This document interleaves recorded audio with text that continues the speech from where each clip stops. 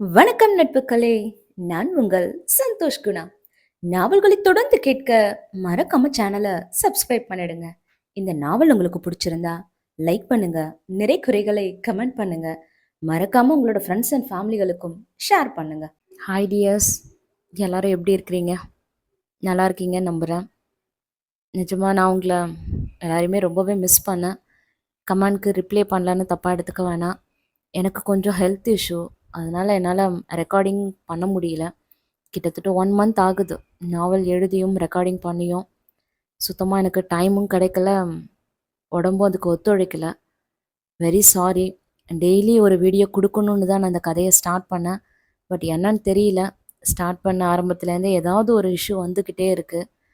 Very sorry, உங்களை ரொம்ப நான் காக்க வைக்கிறேன். இல்லாட்டா நான் ஃபுல்லாக போட்டு முடிச்சதுக்கப்புறம் நீங்கள் ஃபஸ்ட்லேருந்து கேளுங்க. ஏன்னா 1 வீக்கு அப்புறம் கேட்டோன்னா கண்டிப்பாக கதை வந்து மறக்க தான் செய்யும். ஸோ ப்ளீஸ் எனக்காக. அவளின் வலக்கரத்தை பண்பற்ற அவளோ திடுக்குற்று அவனை பார்த்தாள். ஒன்றும் செய்ய மாட்டேன் என்பது போல தலை இடவலமாக அசைத்தவன் தன் கரங்களுக்குள் அவள் கரத்தை வைத்துக்கொள்ள அவனின் தொடுகையால் அவளுக்குத்தான் உடலில் மின்சாரம் பாய்ந்தது போன்ற உணர்வு. யூனோ அழகி, நம்ம உண்மையா நேசிக்கிறவங்கள நம்ம கண்கள் எப்பவும் காமத்தோட பார்க்காது. ஏன் அவங்க பெர்மிஷன் இல்லாம அவங்க நிழல கூட தொடாது. இதை நான் நிறைய தடவை உன்கிட்ட ரியலைஸ் பண்ணியிருக்கேன். ஏன்னா உண்மையான காதல் காமத்துக்கெல்லாம் அப்பாற்பட்டது. என் காதலுக்கு தேவை உன்னோட காதல் மட்டும்தானே தவிர காமம் இல்லை என்று தன் நிலையையும் தன் காதலையும் அவளுக்கு புரிய வைக்க முயன்றான் அவன்.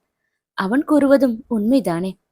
வர்ஷாவிடம் அத்துமீறியவன் கரங்கள் அவளிடம் இதுநாள் வரை அத்துமீறியதும் இல்லையே.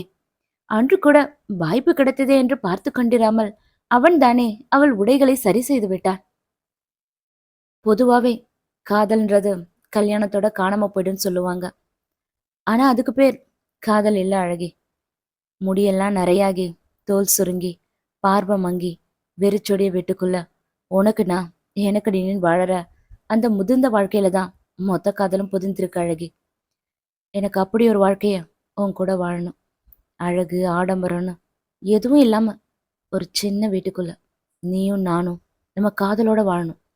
காமம் இல்லாத கன்னத்து முத்தம், கை கோத்தபடி சின்ன சாலை பயணம், மண் வாசனை போன்ற உன்னோட வெக்கம், அக்கறையான கோபம், பொக்கப்பல் சிரிப்பு, அன்னைக்கும் நீ எனக்கு அழகிதான் அழகி என்று ரசனையோடு அவன் சொல்ல, அவன் கூறியவைகளை கேட்டு அவளையும் அறியாமல் அவள் கண்கள் மெல்ல கலங்கின. இப்படி ஒரு காதலை நிச்சயம் அவள் அவனிடம் எதிர்பார்க்கவில்லை தான். ஏதோ காதல் என்ற பெயரில் தன்னை அவன் இம்சிக்கிறான் என்றுதான் அவள் இத்தனை நாட்கள் நினைத்திருந்தாள்.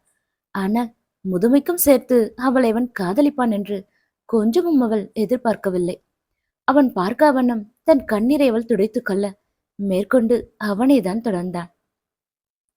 இப்படி உன் பக்கத்துல உட்காந்து உன் கைய பிடிச்சி உன் கண்ணை பார்த்து உன் கோவத்தை ரசிச்சு உன்கிட்ட பேசுற சுகத்தை ஃபோன் கால் வீடியோ கால் எல்லாம் தர முடியாது அழகி என்று காதலோடு அவன் சொல்ல, அவன் நிலையை பார்த்து அவளுக்குமே கொஞ்சம் சங்கடமாகித்தான் போனது. நடக்காத ஒன்றிற்காக அவன் மனக்கிடுவதையெல்லாம் அவளும் பார்த்து கொண்டுதானே இருக்கிறார். எந்த காதலை வேண்டி அவளிடம் அவன் யாசிக்கிறானோ அதே காதலைத்தானே அவளும் யாசித்துக் கொண்டிருக்கிறார். அவள் மீது அவன் வைத்திருக்கும் இதே காதலைத்தானே அவளும் இத்தனை வருடங்களாக வலிகளோடு சுமந்து கொண்டிருக்கிறாள். தெரிந்தே அந்த வலியை அவனுக்கு அவளால் எப்படி கொடுக்க முடியும்? இன்று எப்படியாவது இந்த பிரச்சனைக்கு முடிவு எடுத்தாக வேண்டும் என்று நினைத்தவள், நான் உங்களுக்கு எப்படி சொல்லி புரிய வைப்பேன்? உங்க காதலுக்கு நான் ஒருத்தான ஆள் இல்லை சார். புரிஞ்சுக்கோங்க. நீங்க எதிர்பார்க்கிற காதல் என்னைக்குமே எனக்குள்ள வராது என்று அவள் சொல்லி முடிக்கும் முன்பே, நான் வெயிட் பண்றேன் உன் காதலுக்காக என்றான் அவள் விழிகளை நேருக்கு நேராய் பார்த்து. அப்படியா என்று நிறுத்தியவள், எத்தனை நாள் வெயிட் பண்ணுவீங்க? 1 மாசம், 1 வருஷம், இல்ல 2-3 வருஷம் என்று கேள்வியாய் அவனை பார்க்க, அடுத்த ஜென்மத்துக்கும் சேர்த்து என்றவனின் பதிலால் அவள்தான் திக்கு முக்காடி போனாள். இப்படி ஒரு பதிலை அவனிடமிருந்து அவள் எதிர்பார்க்கவில்லை தான். எப்படியாவது இந்த பிரச்சனைக்கு முடிவு கட்டிவிடலாம் என்று அவள் நினைத்தாள். ஆனால் அவனோ அவள் மீது வைத்திருக்கும் தன் காதலின் ஆழத்தை அல்லவா அவளுக்கு காட்டிக் கொண்டிருக்கிறான். சொன்னா புரிஞ்சுக்கோங்க, என்றவள் பற்களை கடித்துக் கொண்டு சொல்ல, அவனோ சேம் டு யூ என்றான் சிரித்துக்கொண்டே. அவனை பேசி வெல்வதென்பது தன்னால் முடியாத காரியம் என்று நினைத்தவள் அமைதியாகிவிட அவன்தான் மீண்டும் தொடர்ந்தான். இப்பவே சொல்லணும்னு அவசியம் இல்லை. Take your own time.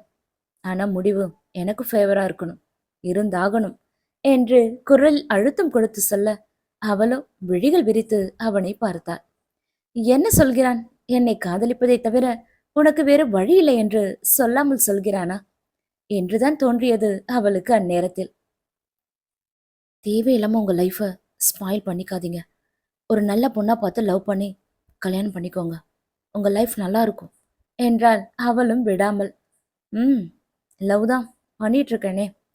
அவன் மட்டும் ஓகே சொல்லிட்டா அடுத்து கல்யாணம் தான் என்றவன் தாலி கட்டுவது போல இரண்டு கரத்தையும் அவள் கழுத்தருகே கொண்டு செல்ல, அவளோ கோவத்தில் அவன் கரத்தை தட்டி விட்டாள். காதல் கல்யாணம் இதை தவிர்த்து வேற எதுவுமே பேச மாட்டீங்களா என்றாள் சற்றே எரிச்சலுடனே அவள். ம் பேசலாமே என்று மேலும் அவளை நெருங்கி அமர்ந்தவன், நாம எத்தனை குழந்தை பெத்துக்கலாம்? உனக்கு பொண்ணு பிடிக்குமா இல்ல பையன் பிடிக்குமா என்று கேட்க, அவளுக்கோ அவன் தலையில் ஓங்கி ஒரு குட்டு வைக்க வேண்டும் போல இருந்தது. உங்களெல்லாம் திருத்தவே முடியாது என்று எரிச்சலோடு சொல்லியவாறே இருக்கையிலிருந்து எழுந்து நகர முற்பட்டவளின் கரத்தை பற்றி அவன் இழுத்த வேகத்தில் அவளோ நிலை தடுமாறி அவன் மடியில் விழுந்தாள்.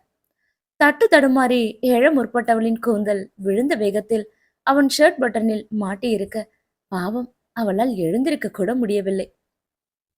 பாந்தமாக அவன் மடியில் அமர்ந்திருந்தவள் பின்னால் கை வைத்து தன் முடியை இழுத்து இழுத்து பார்த்தாள். அவள் முடி அவன் பட்டனில் சிக்கியபடியே இருக்க, பின் சார் ப்ளீஸ் எடுத்து விடுங்க என்று அவனிடமே உதவி கேட்டாள். அவனும் என் பேரை சொல்லிக்கல எடுத்து விடுற என்று சொல்ல அவள்தான் திணறி போனாள்.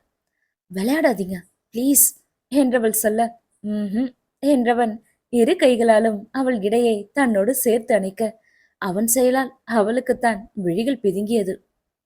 என்னவோ தப்பா பார்க்க மாட்டேன் தொடமாட்டேன்னு சொல்லிட்டு இப்போ இதென்ன என்று அவளும் கோபமாய் கேட்டுவிட, இப்போவும் சொல்ற நான் எங்க உன்னை தொட்டேன்? நீதான் என் மடியில உட்கார்ந்திருக்க என்றவாறு அவளின் கழுத்து வளைவில் தாடையை பொதித்தவன் எதிர் குவித்து சூடான மூச்சுக்காற்றை அவள் காது மடல் நோக்கி ஊத, அவன் மூச்சுக்காற்றின் ஸ்பரிசத்தால் அவளுக்குத்தான் உடல் முழுவதும் கூசி போனது. அவள் படும் அவஸ்தையை பார்த்து எதிர் பெருத்து சிரித்து கண்டவன், சீக்கிரம் சொல்லு அழகி, நீ டிலே பண்ண பண்ண உனக்கு தான் ரொம்ப கஷ்டம் என்றவன், பொண்ணுங்களுக்கு காது மடல முத்தம் கொடுத்தா ரொம்ப பிடிக்குமாமே, ஒரு ஆர்டிக்கல்ல படிச்சேன் என்று அவன் சொல்லி முடித்ததுதான் தாமதம். யாதவ் ப்ளீஸ் எடுத்து விடுங்க என்றால் அவன் சொல்ல சொன்னதை போலவே. அவள் கூறியதை கேட்டு எதிர்பிடித்து சிரித்து கொண்டவன், எப்போவோ எடுத்தாச்சு என்க வேக வேகமாக எழ முற்பட்டவளை எழவிடாமல் தடுத்திருந்தது அவளின் இடையே வளைத்திருந்த அவனின் கையணைப்பு. கையெடுங்க என்று அதீத எரிச்சலோடு அவள் சொல்ல, என் ரூம் வரைக்கும் வந்திருக்கேன், உன்னை நான் எப்படி அழகி வெறும் கையோடு அனுப்புறது என்றவனின் கேள்வியால் அவளுக்குத்தான் பயத்தில் இதய கூட செல்லிட்டது. என்ன செய்ய போறானோ என்று உள்ளுக்குள் பயந்தவள், ப்ளீஸ் விடுங்க நான் போகணும் என்று கெஞ்ச, தன் பேண்ட் பாக்கெட்டில் அவளுக்காக அவன் முன்னமே வாங்கி வைத்திருந்த வைரக்கற்கள் பதித்த வளையலை எடுத்து அவளின் கரத்திற்கு அணிவித்தவன் அதன் பின்னே அவளை தன் அணைப்பிலிருந்து விடுவித்தான். துள்ளி எழுந்து அவனை விட்டு விலகி நின்றவள், எனக்கு இதெல்லாம் வேண்டாம் என்று கூறியவாறே வளையலை கழற்ற முற்பட, ஏ அழகி, கழட்டினா கழட்டின கைக்கு தண்டனையா முத்தம் கொடுத்துடுவேன். இந்த வளையல் எப்பவும் உன் கையில தான் இருக்கணும். காட் இட் என்று அதிகாரமாய் சொல்ல, அவன் கூறிய தண்டனையை நினைத்து அதை கழட்டும் எண்ணத்தையே கைவிட்டிருந்தாள் யாழினி.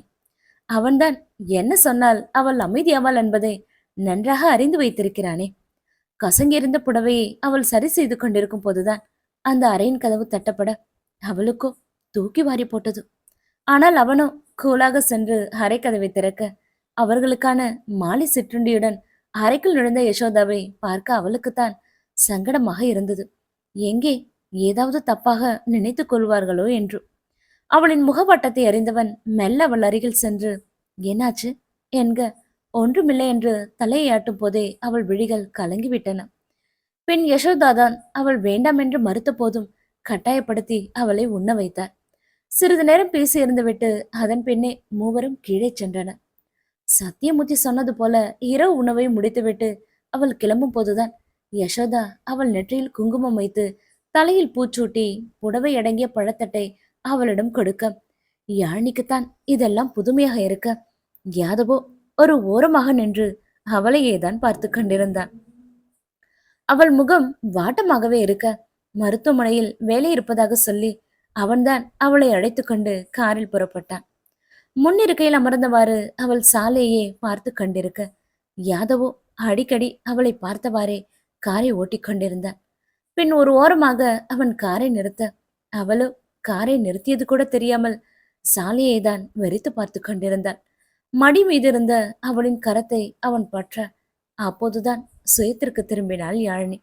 திடுக்குற்று அவன் அவளை பார்க்க, என்னாச்சு அழகி, ஏன் உன் முகம் வாட்டமா இருக்கு என்று கேட்க அவன் கேள்வியால் அவள் விழிகள் மீண்டும் கலங்கின.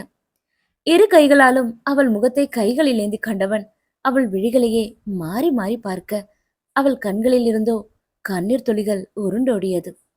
கட்டை விரலால் அவள் கண்ணீரை துடைத்து விட்டவன், நான் உன்னை ஹர்ட் பண்ணிட்டானா என்று கேட்க அவளோ இல்லை என்பது போல தலையை அசைத்தாள்.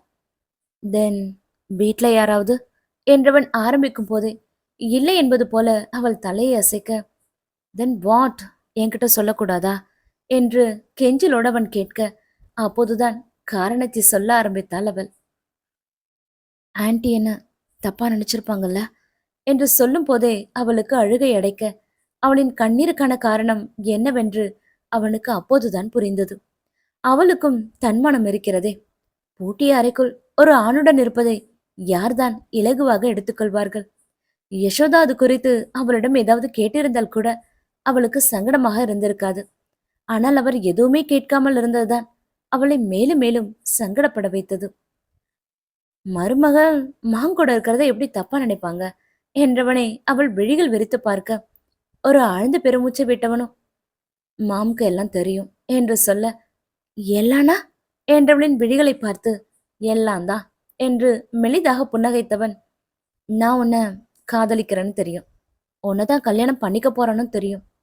ஏனோ உன்னை பார்க்கத்தான் அன்னைக்கு ஹாஸ்பிட்டல் வந்தாங்க, எனக்காக தான் உன்னை வீட்டுக்கு இன்வைட் பண்ணாங்க, இன்னைக்கு கூட நான் சொல்லித்தான் அவங்க கீழே போனாங்க என்று அனைத்தையும் அவன் சொல்ல அவளின் கருவிழிகளோ அதிர்ச்சியில் விரிந்தது. வந்த கோபத்திற்கு அதுவரை அவள் கன்னத்தை தாங்கி பிடித்திருந்த அவனின் கைகளை தட்டி விட்டவள், யூ சீட், நான் உங்களை காதலிக்காதப்போ நீங்க எப்படி உங்க அம்மா கிட்ட சொல்லலாம் என்று அழுகையும் ஆத்திரத்துடன் கேட்க, அதுவும் மாமுக்கு தெரியும் என்றான் அவன்.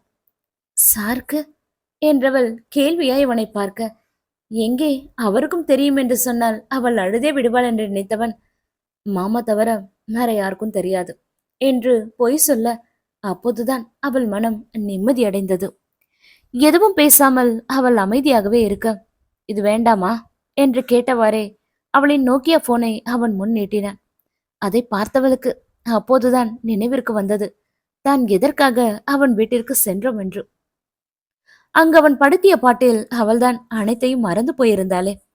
என் போன் என்று சொல்லியவாறே அவன் கையில் இருந்த போனை வாங்கியவளின் அகமும் முகமும் சேர்ந்தே மலர, தேங்க்ஸ் என்றாள் அவனை பார்த்து.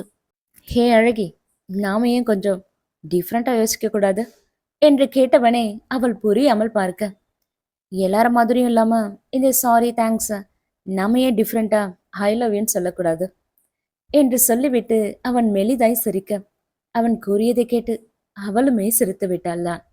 அவளின் சிரித்த முகத்தையே சில கணங்கள் பார்த்து ரசித்தவன் அதன் பின் தான் அங்கிருந்து காரை கிளப்பினான். எப்போதும் நிறுத்தும் இடத்தில் காரை நிறுத்தியவன் இறங்கி வந்து அவளுக்கு கதவை திறந்துவிட, காரில் இருந்து இறங்கியவள் விழிகளால் அவனிடம் விடைபெற்று செல்ல, பின் என்ன நினைத்தானோ அவளின் கரத்தை பற்றி இழுத்து கார் கதவின் மீது அவளை சாய்க்க அவளோ அவன் செயல் புரியாமல் அவனை மிரண்டு போய் பார்த்தாள். அவள் முகம் நோக்கி குனிந்தவன், குட் நைட் சொல்ற பழக்கம் இல்லையா என்று கேட்க அவனின் அருகாமையால் அவளுக்குத்தான் உடல் வெடவெடுத்தது. எதற்கு பம்பு என்று நினைத்தவள் குட் நைட் என்க அப்போதும் வழிவிடாமல் அவன் அவள் விழிகளையே மாறி மாறி பார்க்க அவளுக்குத்தான் அவன் விழிகளை எதிர்கொள்வது வெகு சிரமமாக இருந்தது. அவ்வளோதானா என்று கிறக்க மனக்குரலில் அவன் கேட்க, அவன் கேள்வியால் அவளுக்குத்தான் வயிற்றுக்குள் புளியை கரைத்தது. பயத்தில் எச்சிலை கொட்டி விழுங்கியவள், வேற என்ன என்க கண்ணத்தோரம் படர்ந்திருந்த சுருள் கற்ற முடிகளை சுண்டி விரலால் அவன் ஒதுக்கிவிட, அவன் விரலின் ஸ்பரிசத்தால் அவளுக்குத்தான் மயிர்கால்கள் கொத்திட்டு நின்றது. அவளின் விழிகளோடு தன் விழிகளை கலக்க விட்டவாறே இறுக்கமான ஒரு அணைப்பு, இதயத்தை தொடும் அளவுக்கு ஆழமான ஒரு முத்தம். இதை தவிர வேற என்ன கேட்டுவிடப் போகிறேன் உன்னிடத்தில் என்ற கவிதை வரிகளை சொன்னவன் ம் என்று புருவ மத்தியை உயர்த்தி கேட்க, அவளுக்கோ அவன் செயலால் மூச்சை நின்று விடுவது போல இருந்தது. தன் பலம் கொண்டவரை அவன் மார்பில் கை வைத்து அவனை எட்டி தள்ளியவள் அவனை திரும்பி கூட பார்க்காமல் ஓட்டம் நடையுமாக அந்த இடத்தை காலி செய்ய, செல்லும் அவளை பார்த்து முன்னுச்சியை கொதிவிட்டபடி அழகாய் எதிர் பிரித்து சிரித்து கண்டான் யாதவ் கிருஷ்ணன். அறைக்குள் வந்தவளுக்கோ இதையும் அப்படி அடித்துக் கொண்டது அவன் செயலாலும் அவன் கூறிய வார்த்தைகளாலும். அதிலும் அவனின் கிறக்கமும் காதலும் கலந்த அந்த வேறு அவள் மண்டைக்குள் பண்டாய் குடைய தலையை பிடித்தபடி அப்படியே அமர்ந்து விட்டாள் யாழினி.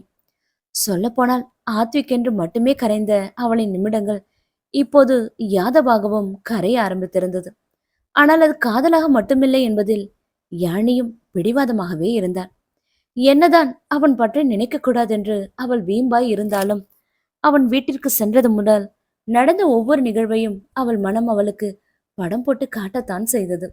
அதிலும் அவன் குடும்பத்தார் முன்னிலையில் கொஞ்சமும் பயமில்லாமல் அவன் உணவு ஊட்டிய விதமும், அறைக்குள் காதலை அவன் சொன்ன விதமும், அதிலும் காமம் இல்லாத ஒரு காதலை ஆயுள் தீர உன்னுடன் வாழ வேண்டும் என்று அவன் சொன்ன விதம் அவளையும் மீறி அவன் மீது ஒரு மரியாதையும் பிடித்தத்தையும் ஏற்படுத்தத்தான் செய்தது.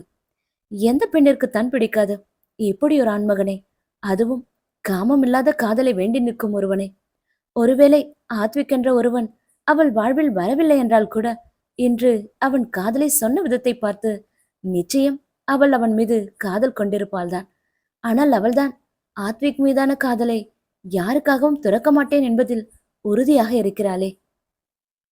என்னதான் அவள் உறுதியாக இருந்தாலும் அவன் காதலும் அவன் காதலை வெளிப்படுத்தும் விதங்களும் அவளையும் மீறி அவள் மனம் அவன் காதலை ரசிக்கத்தான் செய்தது.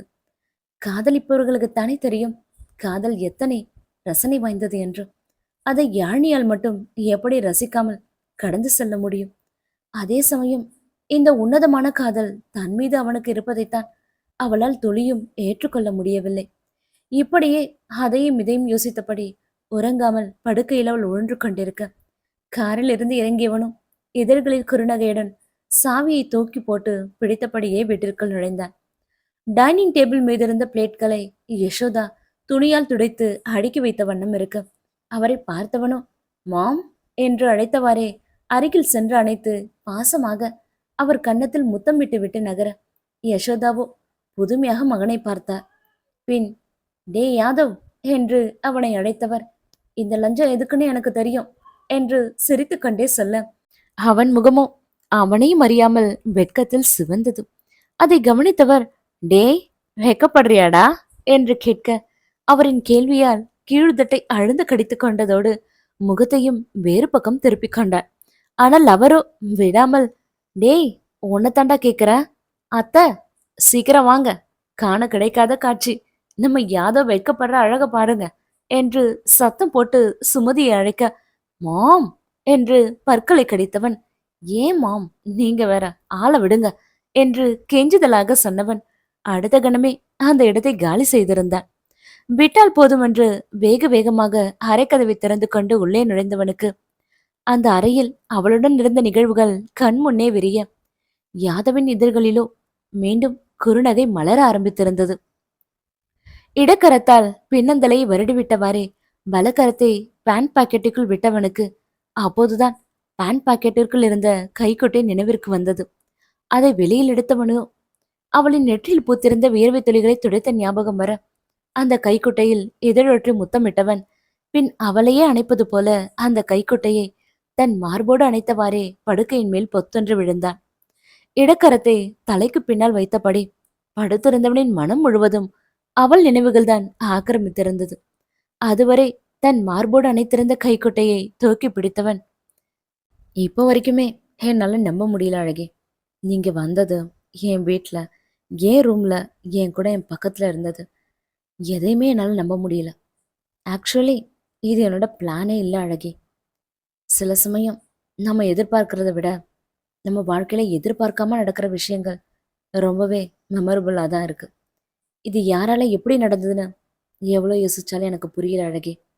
ஒருவேளை சுமதி சொல்ற மாதிரி இதெல்லாம் இந்த யூனிவர்ஸோட மேஜிக்கா என்று புன்னகையோடு நிறுத்தியவன், whatever, I love it. ஆனா எனக்கு புரியிற விஷயம் உனக்கு ஏன் அழகி இன்னும் புரியல? புரியலையா? இல்ல புரிஞ்சும் புரியாத மாதிரி உன்னை நீயே ஏமாத்திக்கிறியா அழகி? என்றான் அவளை கேட்பதை நினைத்து அந்த கைக்குட்டையிடம். பின் அவனே, ம், கேட்டா மட்டும் பெருசா என்ன பதில் சொல்லிடுவ? அது அது அது அதானே என்று அவள் போலவே சொல்லிவிட்டு எதிர் பிடித்து சிரித்து கொண்டவன், ஹே யூனிவர்ஸ், எனக்கு உங்களை தவிர வேற யாராலையும் ஹெல்ப் பண்ண முடியாது. நான் வேற ஜென்மத்துக்கும் காத்துட்டு இருக்கேன்னு அவகிட்ட டயலாக்லாம் விட்டுட்டேன்.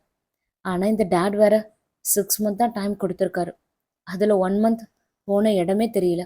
ஸோ இந்த மாதிரி ஏதாவது கொஞ்சம் பார்த்து பண்ணிவிடுங்க. நான் பாவம் இல்லையா? ப்ளீஸ் என்றவனுக்கோ தன் நிலையை நினைத்து சிரிப்புத்தான் வந்தது. குளிரூட்டப்பட்ட அந்த ஏசி பாரில் கையில் மதுபானத்துடனும் கண்கள் சிவக்க கோவத்துடனும் அமர்ந்திருந்தார் கைலாஷ். வர்ஷா மிஸ் நியூஸ் போட்டியில் கால் இறுதியிலேயே வெளியேறியிருக்க அதை கேட்டது முதல் கைலாஷ் மொத்தமாகவே இடிந்து போயிருந்தார். அவரும் தன்னுடைய பணபலத்தையும் அரசியல் பின்புலத்தையும் வைத்து எவ்வளவோ முயற்சி செய்து பார்த்தார்தான். சொன்ன போனால் அவரின் முயற்சியால் தான் அவள் கால் இறுதி வரை சென்றது கூட. மகள் தோற்று போனதை விட சத்தியமூர்த்தி வீட்டில் யானைக்கு விருந்து வைத்ததை தான் கைலாஷால் ஜீரணித்துக் கொள்ளவே முடியவில்லை. விஷயத்தை சத்தியமூர்த்தியின் அசிஸ்டன்ட் மூலமாக கேள்விப்பட்டதிலிருந்தே கைலாஷின் மொத்த கோபமும் இப்போது யானிபுரம் தான் திரும்பியிருந்தது. எப்படியும் மகள் திரும்பி வரும்போது அவள் விரும்பிய வாழ்க்கையை அவளுக்கு கொடுக்க வேண்டும் என்று நினைத்துதான் அன்று கைலாஷ் சத்தியமூர்த்தி வீட்டிற்கு சென்றது கூட. ஆனால் அவர் நினைத்தது ஒன்று, அங்கு நடந்தது என்னவோ வேறொன்று. மீண்டும் ஒரு முறை சத்தியமூர்த்தியை நேரில் சந்தித்து இது குறித்து பேச வேண்டும் என்று கைலாஷ் நினைத்திருக்கையில்தான் இந்த விஷயம் அவரின் காதை எட்டியிருந்தது. ஏற்கனவே தோல்வியில் துவண்டு வரும் மகளுக்கு மட்டும் இங்கு நடந்ததெல்லாம் தெரிய வந்தால் நிச்சயம் அவள் எந்த எல்லைக்கு வேண்டுமானாலும் செல்வாள் என்பது கைலாஷும் அறிந்ததே. சொல்லப்போனால் அதற்காகத்தான் அவர் இப்போது பயப்படுவது கூட. எப்படியும் மகள் ஆசைப்பட்ட வாழ்க்கையை அவளுக்கு கொடுத்துதான் ஆக வேண்டும். ஆனால் எப்படி என்று தீவிரமாக யோசித்துக் கொண்டிருந்தவருக்கு இது ஒன்றுதான் தீர்வாக தோன்றியது. இனி இது குறித்து சத்தியமூர்த்தியிடம் பேசுவதில் எந்தவித பயனும் இல்லை என்பதால் சம்பந்தப்பட்ட யானியிடம் பேசுவதென்று முடிவு செய்தார். அவளை மருத்துவமனை வளாகத்தில் சந்தித்தால் நிச்சயம் அது யாதவின் காதிற்கு சென்றுவிடும்.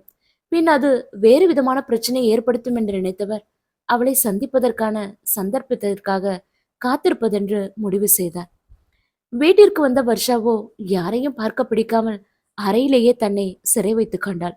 அவளின் காட்டு கத்தலுக்கு பயந்தே யாரும் அவள் அறை பக்கம் செல்லவில்லை. ஏன் சுகுணா கூட அவளின் அறைக்கு செல்வதையே நிறுத்தியிருந்தார். இதில் கைலாஷ் மட்டும்தான் அவளின் அறைக்குள் சென்று வந்த வண்ணம் இருந்தார். அதுவும் அவளை உண்ண வைப்பதற்காக. சரியாக உறங்காமலும் உண்ணாமலும் ஒரு பைத்தியம் போல தன்னைத்தானே காயப்படுத்திக் கொள்ளும் மகளின் நிலைமையை பார்த்து கைலாஷ் தான் அதிகம் உடைந்து போனார். மகளை தேற்றும் வழி தெரியாது. இதில் அவளே, இது வரைக்கும் யாதவ் ஏன் டேன பார்க்க வரல, ஏன் ஒரு ஃபோன் கூட பண்ணல என்று கேட்டபோது கைலாஷ்க்கு தான் என்ன பதில் சொல்வதென்றே தெரியவில்லை. கம்பெனி ஹாஸ்பிட்டல்னு ரெண்டையுமே பார்க்கறதால யாதவ் பிஸியா இருப்பாமா, ஃப்ரீ ஆக்கிட்டு கண்டிப்பா ஃபோன் பண்ணுவான். உன் யாதவ் உன்னை விட்டு எங்க போவான் என்று வார்த்தைகளால் மட்டுமே அவளை தேற்ற முயற்சி செய்து கொண்டிருந்தார் கைலாஷ். அவர் சொல்வதும் ஒரு வகையில் ஏற்றுக்கொள்ளக்கூடியதாக இருந்தாலும் ஏதோ ஒன்று அவள் மனதை பிசைந்தது.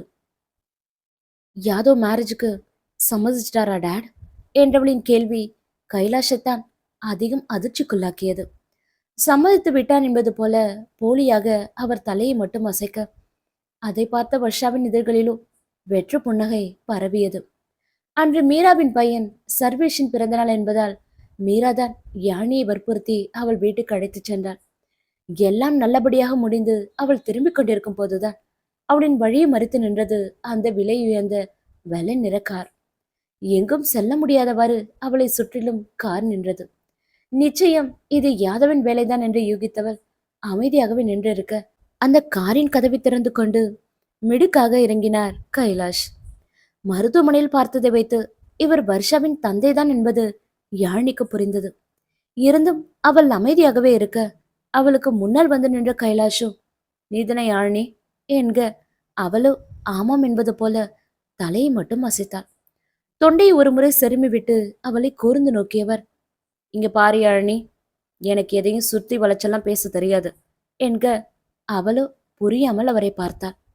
என் பொண்ணு ஆசைப்பட்டு இது வரைக்கும் எதையுமே நான் முடியாதுன்னு சொன்னதில்ல. அவ சொல்றதுக்கு முன்னாடியே அவ ஆசைப்பட்டதை அவளுக்கு கொடுத்துதான் எனக்கு பழக்கம். அது எதுவா இருந்தாலும் சரி என்று அழுத்தமாக சொல்ல, இதையெல்லாம் எதற்காக தன்னிடம் சொல்கிறார் என்றுதான் தோன்றியது அவளுக்கு. இருந்தும் அவள் அமைதியாகவே இருக்க, கைலாஷ் தான் மேற்கொண்டு தொடர்ந்தார். என் பொண்ணு யாதவ கல்யாணம் பண்ணிக்கணும்னு ஆசைப்படுறா என்க, யாழினிக்கோ அப்போதுதான் விஷயம் என்னவென்று புரிந்தது. சரி சொல்லு, யாதவ விட்டு விலக உன்னோட டிமாண்ட் என்னன்னு சொன்னா எனக்கு வசதியா இருக்கும் என்று சொல்ல, யாழினிக்கோ அவர் வார்த்தைகள் சுருக்கென்று தைத்தது. அவளின் முகமாற்றத்தை கவனித்தவர், கஷ்டமா தான் இருக்கும். ஆனா இந்த கஷ்டத்துக்காக உன் முன்னாடி இருக்கிற சொர்க்கத்தை இழந்துடாத. அந்த கடவுள் கொடுக்காத எல்லாத்தையும் நான் உனக்கு தரேன்.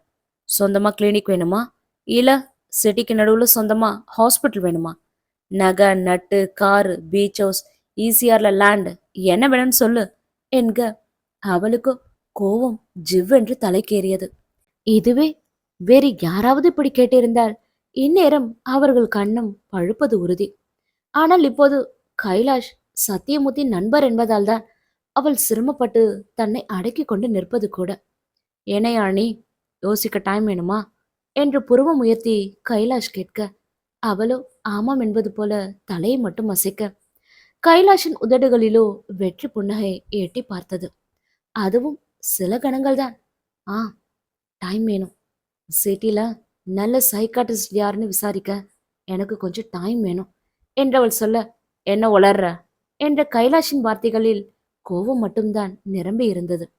ஆனால் அதற்கெல்லாம் நான் அசரமாட்டேன் என்பது போல் அவரின் முழு உயரத்திற்கு அவரை நிமிர்ந்து பார்த்தவள், முழுசா பைத்தியம் பிடிக்கிறதுக்குள்ள சைக்காட்டிஸ்ட பாக்குறது தானே நல்லது, உங்களுக்கும் உங்க பொண்ணுக்கும் என்றவள் கடைசி வார்த்தையை அழுத்தி சொல்ல, ஏய் என்று கோவத்தில் கத்தியே விட்டார் கைலாஷ். சும்மா பல்ல கடுக்காதீங்க சார். உங்க உருட்டல் மிரட்டுக்கெல்லாம் பயப்படுற ஆளு நான் இல்ல என்றால் அவளும் திமிராக.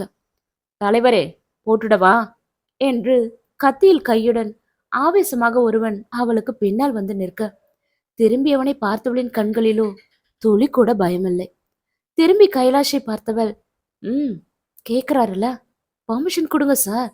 உங்களை எதிர்க்கிறவங்கள போட்டு தள்ளுறதை விட வேற என்ன புதுசா உங்களால பண்ணிட முடியும் என்றவனின் கேள்வி மீண்டும் கைலாஷை அதரத்தான் வைத்தது. கண் ஜாடையாலே தன் அடியாலே கைலாஷ் பின்னால் போக சொல்ல, உங்க பொண்ணு யாதவ கல்யாணம் பண்ணிக்க ஆசைப்படுறானா போய் யாதவ் கிட்ட பேசுங்க. அதை விட்டுட்டு தேவையில்லாம ஏன் வழியை மறைச்சு இதுக்கு தேவையில்லாம வார்த்தை விட்டுட்டு இருக்கீங்க. உங்க பொண்ணுதான் எதையும் புரிஞ்சுக்காம பேசுறானா நீங்க அவளுக்கு மேல இருக்கீங்க.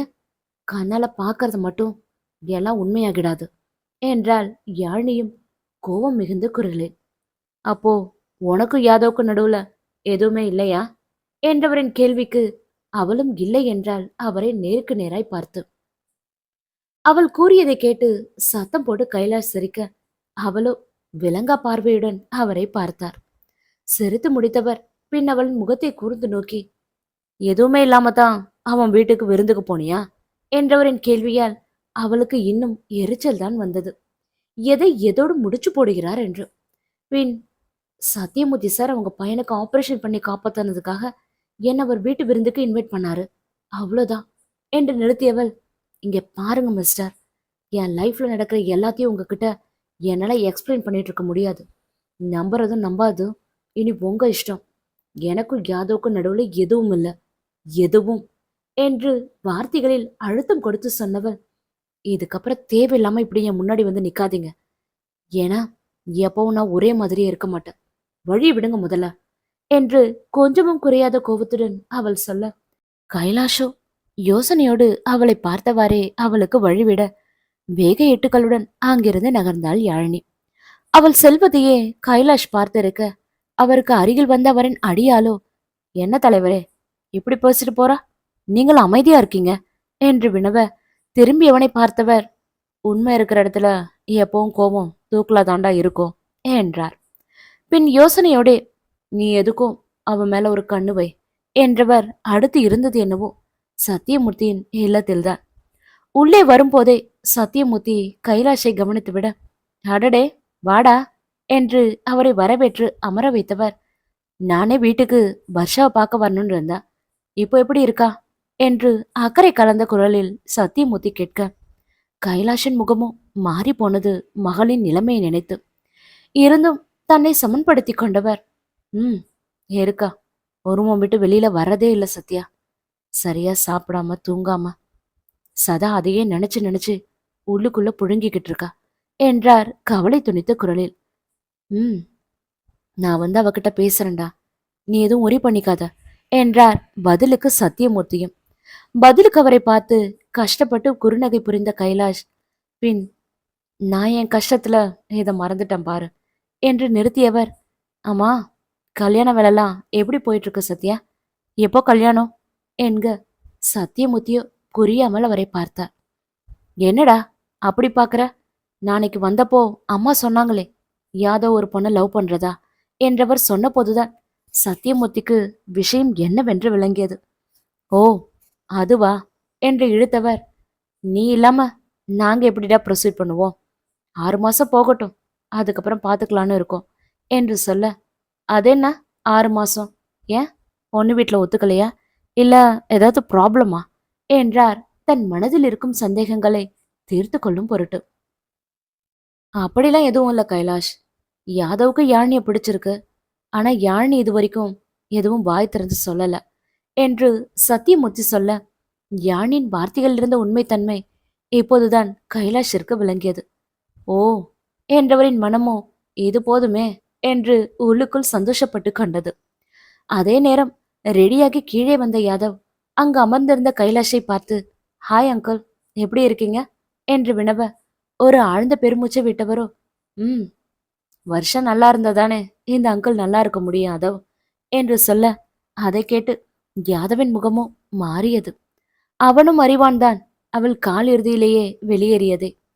கேள்விப்பட்ட அங்கிள், கொஞ்சம் ஒர்க் பிஸி, அதான் வந்து பார்க்க முடியல என்று தன் நிலைமையை சொல்ல, நோ ப்ராப்ளம் யாதவ் என்றவர் ஒரு சிறு மௌனத்திற்கு பின் யாதவ் என்று அவனை அழைத்தார்.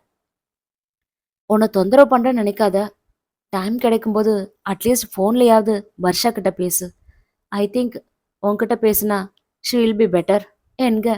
ஷோர் அங்கிள் என்றவனோ சத்தியமூர்த்தியிடம் கண்களாலேயே விடை பெற்றுவிட்டு மருத்துவமனைக்கு கிளம்பி சென்றான்.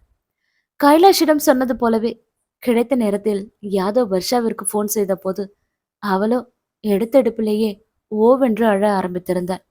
பின் அவளை சமாதானப்படுத்துவதே அவனுக்கு மிகப்பெரிய வேலையாகி போனது. அவளை சமாதானப்படுத்தி போனை வைத்தவன் அடுத்து யானியை தேடி அவளுடைய கேபினிற்கு தான் சென்றான்.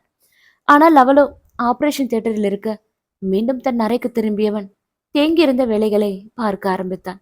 அதன்பின் என்ன முயன்றும் அன்றவனால் அவளை பார்க்கவே முடியவில்லை. வீட்டிற்கு வந்து போன் செய்த போது கூட நைட் ஷிஃப்ட் என்றதோடு அவள் போனை வைத்துவிட, யாதவிற்குத்தான் அவளை பார்க்காமலும் அவளுடன் பேசாமலும் அன்று இரவு உறக்கமே வரவில்லை.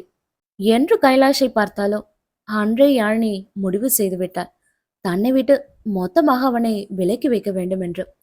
அதனால்தான் இன்றவன் முன்னிலையில் அவள் தன்னை பிஸியாக காட்டிக்கொண்டது கூட.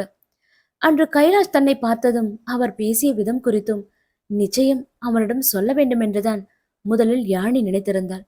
ஆனால் தன்னால் அவர்கள் இருவர் குடும்பத்திற்கும் இடையே இருக்கும் பல ஆண்டு கால நட்பு முறிந்து போகுமே என்றுதான் அந்த எண்ணத்தையும் அவள் மாற்றிக்கொண்டாள்.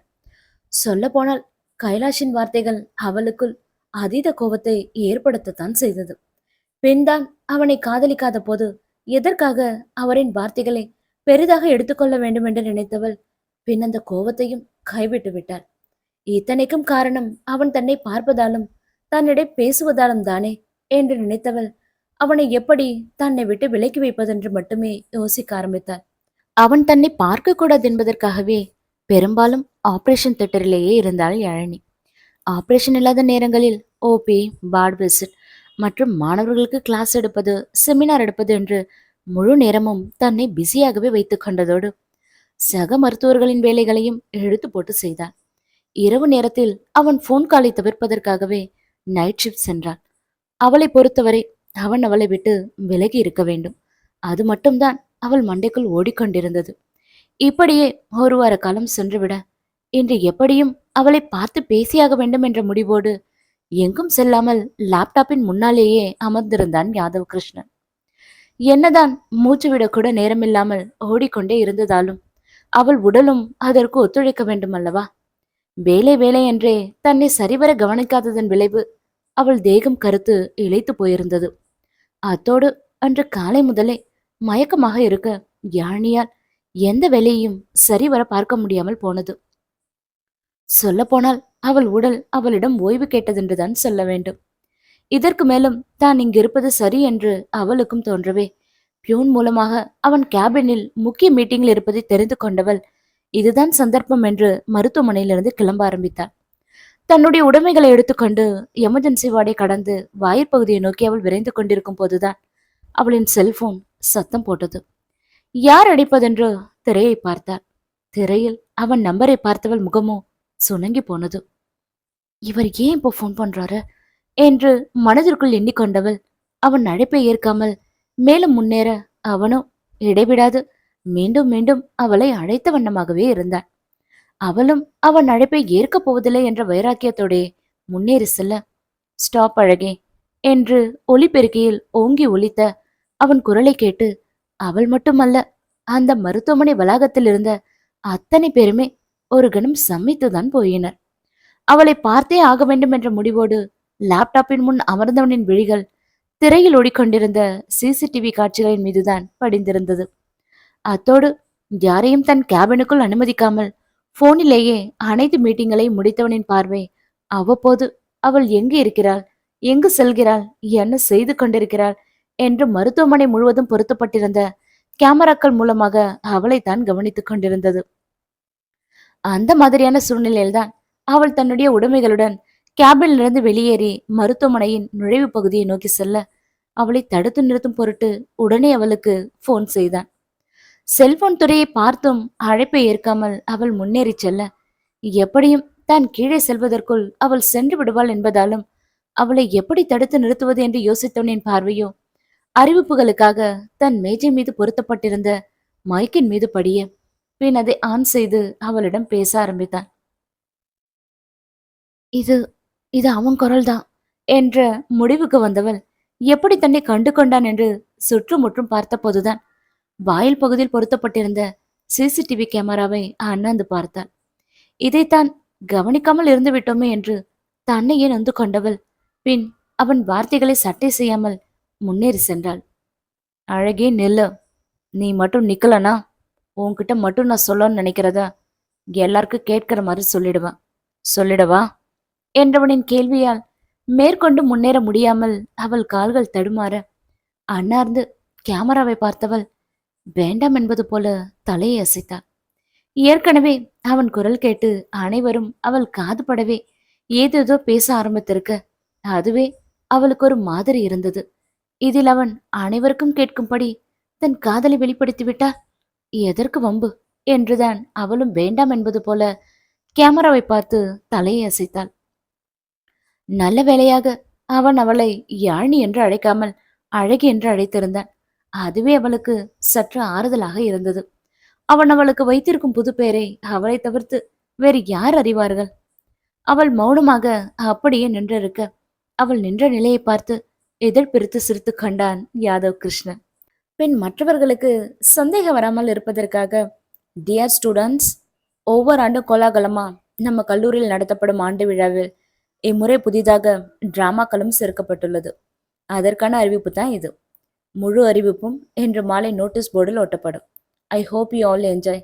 தேங்க்யூ என்று கூறிவிட்டு மைக்கை ஆஃப் செய்தவன் அடுத்த கணமே கேபினிலிருந்து வெளியேறியிருந்தான். அதுவரை ஆங்காங்கே தேங்கி நின்று கொண்டிருந்த மாணவர்கள் மருத்துவர்கள் என்று அனைவரும் அவன் அறிவிப்பை கேட்டு புன்னகைத்தபடி கலைந்து செல்ல யாழினி மட்டும் அதே இடத்திலேயே நின்று கொண்டிருந்தார். அவனின் அதிரடி செயலால் அவன் மீது கட்டுக்கடங்காத கோபத்தோடு அவள் அவனை எதிர்பார்த்து கொண்டிருக்க யாதவோ கள்ள புன்னகை சிந்தியவாறு அவள் முன்னால் சென்று நின்றான். ஒரு வாரத்திற்கு பின் அவளை பார்த்த மன திருப்தியில் அவன் இருக்க அவளோ அதீத கோபத்தோடு அவனை முறைத்து பார்த்தாள். ஆனால் அவளின் முறைப்பையெல்லாம் பெரிதாக எடுத்துக்கொள்ளாதவன் அவளை மேலும் கீழுமாக பார்வையாலே அளந்துவிட்டு, ஒரு வாரம் மாமாவை பார்க்காம ரொம்ப அழைச்சிட்ட போல என்று சிரித்து கொண்டே கேட்க அவனின் சிரிப்பாலும் கேள்வியாலும் அவளுக்கு இன்னும் அவன் மேல் கோபம்தான் வந்தது. ஆனால் இது கோபத்தை காட்டுவதற்கான இடமில்லை என்று தன்னை வெகு சிரமப்பட்டு கட்டுப்படுத்தி கொண்டவள் அவனையே முறைத்து பார்த்து கொண்டிருக்க மெல்ல அவள் அருகே சென்று அவள் முகம் நோக்கி குனிந்தவன், என்ன இன்னைக்கு பார்வையில ரொமான்ஸ் அல்லது மாமா அவ்வளோ ஹேண்ட்ஸமா இருக்கனா என்று கேட்டுவிட்டு மீண்டும் எதிர்பிடித்து சிரிக்க, சிரிக்காதீங்க கோபமா வருது என்றால் அவள் பற்களை கடித்து கொண்டே. பேண்ட் பாக்கெட்டுக்குள் கைவிட்டபடி, யார் மேல என்றவன் கேஷுவலாக வினவ, ம் உங்க மேல உங்க மேல மட்டும்தான் என்றால் வார்த்தைகளில் அழுத்தம் கொடுத்து அவள். ஆனால் அவனும் முன்னுச்சியை அழகாக கொதிவிட்டவாறு தேங்க்யூ என்க அவன் கூறியதை கேட்டு வாட் என்று அதிர்ந்தவள் புரியாமல் அவனை பார்த்தாள். அவள் நிலை புரிந்தவனும் ஐ கேன் எக்ஸ்பிளைன் என்று கூறியவாறே அவள் தோள் மேல் கை போட போக அவளோ ம் என்று பார்வையாலே அவனை அடக்கினாள். ஓகே என்று அவள் செயலால் எதிர்பிடித்து சிரித்து கண்டவன், கோபம் யார் மேல வரும் என்று கேட்க, யார் மேல வரும் என்றால் அவளும் அதே கேள்வியை அவனிடம். அவள் முகம் நோக்கி குனிந்து அவள் விழிகளை மாறி மாறி பார்த்தவன், கோபம் உரிமை உள்ளவங்க மேல மட்டும்தான் வரும். உனக்கு என் மேல கோபம் வருதுன்னா என் மேல உனக்கு உரிமை இருக்குன்னு தானே அர்த்தம் ம் என்று கேட்டு அவன் புருவ மத்தியை உயர்த்த அவள்தான் பதில் சொல்ல முடியாமல் திணறி போனாள். அப்புறம் நீ கோவப்படும் போதெல்லாம் என் கண்கள் உன்னை தாறுமாறா ரசிக்குது அழகி, பயமா இருக்கு உன்னை விட உன் கோவத்துக்கு நான் ரசிகன் ஆயிடுவனோன்னு என்று கூறியவரே ஆள்காட்டி விரலால் அவள் மூக்கி நுனியை அவன் தீண்ட அவனின் தீண்டலால் அவளுக்குத்தான் திக்கென்றது. அவனின் வார்த்தைகளால் அதுவரை அவளுக்குள் கொழுந்து விட்டு எரிந்து கொண்டிருந்த கோபம் போய் இப்போது அவளுக்கு அவள் மீதே பரிதாபம் தான் வந்தது. இந்த காதல் சைக்கோவிடமிருந்து எப்படி தன்னை காப்பாற்றிக் கொள்ளப் போகிறோமோ என்று. நீங்க ஏன் இப்படி இருக்கீங்க, நிஜமாலுமே உங்களை எப்படி ஹேண்டில் பண்றதுன்னு எனக்கு தெரியல என்று கூறியவாறே அங்கிருந்த இருக்கையில் தலையை பிடித்து கொண்ட அவள் அமர அவனுமே அவள் அருகில் சென்று அமர்ந்து கொண்டான்.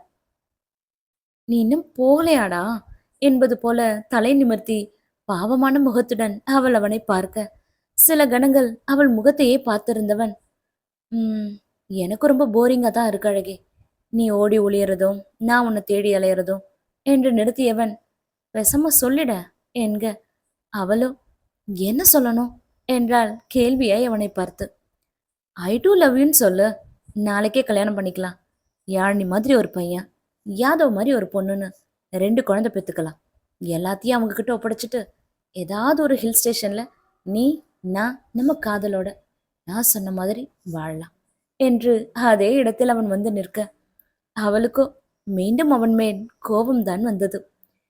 யூ என்று பற்களை கடித்தபடி ஆள்காட்டி விரலை நீட்டி அவன் அவனை எச்சரிக்க அவனும் கட்டை விரல் மற்றும் ஆள்காட்டி விரலின் நுனியை கிராஸாக வைத்து இதயம் போல காட்டி கண்ணடித்து விட்டு சிரிக்க யாழினிக்கோ எங்கு சென்று முட்டிக்கொள்வதென்றே தெரியவில்லை. அதே நேரம் ஐயோ என் பிள்ளை யாராவது காப்பாத்துங்களேன் என்ற தாயின் அழுகுரல் அங்கிருந்த அத்தனை பேர் மனதையுமே கலங்கத்தான் வைத்தது. சிறிதும் தாமதிக்காமல் ஒரு மருத்துவராக அவள் எமர்ஜென்சி அறையை நோக்கி விரைய யாதவும் அவள் பின்னாலேயே தான் சென்றான். ஸ்ட்ரெச்சரில் மூச்சு பேச்சின்றி ஸ்கர்ட் முழுவதும் இரத்த கரையுடன் படுத்திருந்த அந்த 4 வயது பெண் குழந்தையை பார்த்த மாத்திரத்திலேயே யாழினிக்கு புரிந்துவிட்டது எதனால் அந்த குழந்தைக்கு இந்த நிலைமை என்று. எமர்ஜென்சியில் அப்போதைக்கு மருத்துவர்கள் யாரும் இல்லை என்பதால் யாழினிதான் அந்த குழந்தைக்கு சிகிச்சை கொடுக்க ஆரம்பித்தார். அவசர சிகிச்சை பிரிவுக்கு வெளியே கைகளை பிசைந்தபடி யாதவ் நின்று கொண்டிருக்க யாழினி 1 மணி நேரம் கழித்தே வெளியில் வந்தாள். வெளியில் வந்தவளை பக்கத்தரைக்கு அழைத்துச் சென்றவன், அந்த குழந்தை உயிருக்கு ஆபத்து இல்லை தானே என்று விழிகளில் கலக்கத்துடன் அவள் கரத்தை பற்றி வினவ, அந்த குழந்தை எதுக்கு உயிரோடு இருக்கணும் யாதவ் என்றாள் விழிகள் நிறைய கண்ணீருடன் யாழினி. யாழினி என்றவன் அவள் தோள்களை பற்ற அவன் கையை விலக்கிவிட்டவளுக்கோ அந்த குழந்தை நிலைமை கண்டு உள்ளுக்குள் அப்படி வலித்தது. வார்த்தைகளால் விளக்க முடியாத வலி அவள் இதயம் முழுவதும் நிரம்பி இருந்தது. அந்த வலியின் வெளிப்பாடால் தான் அவள் அவ்வாறு பேசியது கூட. இந்த நரகத்துல இனி அந்த குழந்தை வாழணுமா? நிம்மதியா வாழ இந்த சமுதாயம் தான் விட்டுடுமா? சாகர வரைக்கும் நரக வேதனையோட ஒவ்வொரு நிமிஷம் வாழறதுக்கு அந்த குழந்தை பேசாம செத்துடலாம் என்றாள் ஆதங்கத்துடன். காம் டவுன் அழகி, நீ ஒரு டாக்டர் என்றவன் சொல்ல விழிகளிலிருந்து உதிர்ந்த கண்ணீரை அழுந்து துடைத்தவள், ஆ டாக்டர், டாக்டர்ன்றதாலதான் சொல்றேன். அந்த குழந்தையோட இன்டர்னல என்றவளால் அதற்கு மேல் சொல்ல முடியவில்லை. அவள் கைகள் நடுங்க அவள் கரத்தை கெட்டியாக பிடித்து கொண்டான் யாதவ். அவள் மனநிலை என்ன என்பதை அவனும் அறியாமல் இல்லை. அவள் கரத்திலிருந்து தன் கரத்தை விலக்கி கொண்டவள், இந்த மாசத்துல மட்டும் இது 2வது குழந்தை. நாயை விட கேவலமா கொத்தரி வச்சிருக்கான். இல்ல, எனக்கு புரியல. உறுப்பு கூட நுழையாத அந்த பிஞ்சு உடம்புல என்ன சுகத்தை அனுபவிக்கிறதுக்காக இப்படி உருகுலைச்சிருக்காங்க என்று நிறுத்தியவள், அப்போ குழந்தையா இருந்தாலும் சரி, கிழவியா இருந்தாலும் சரி, இந்த மாதிரியான ஆளுங்களுக்கு பொண்ணுங்க ஒரு செக்ஸ் டாய், காமத்தை தணிக்கிற உணர்ச்சி இல்லாத ஒரு சதப்பிண்டம். இதுதானே பொண்ணுங்களை பத்தின ஆண்களோட டிஸ்கிரிப்ஷன் என்று கோவத்தில் கத்தியே விட்டாள் அவள். அவள் கோபமும் நியாயமானதுதானே. பெரும்பாலான ஆண்களின் மனதில் பெண்கள் பற்றிய நிலைப்பாடு இதுதானே. நீ ஏன் சென்றாய்? நீ ஏன் பார்த்தாய்? நீ ஏன் சிரித்தாய்? நீ ஏன் காதலித்தாய்? நீ ஏன் ஆபாசமாக ஆடை அணிந்தாய் என்று இறுதியில் பாதிக்கப்பட்ட பெண் மீது தவறு இருப்பதாகத்தானே கேள்விக்கணையை தொடுக்கிறது இந்த சமூகம். இதில் இன்று எந்த தவறை அந்த குழந்தை செய்தது? இதற்கு இந்த சமூகம் பதில் சொல்லுமா? பதில் சொல்லாது. திருப்பித்தான் கேட்கும், நீ ஏன் பெண்ணாய் பிறந்தாய் என்று.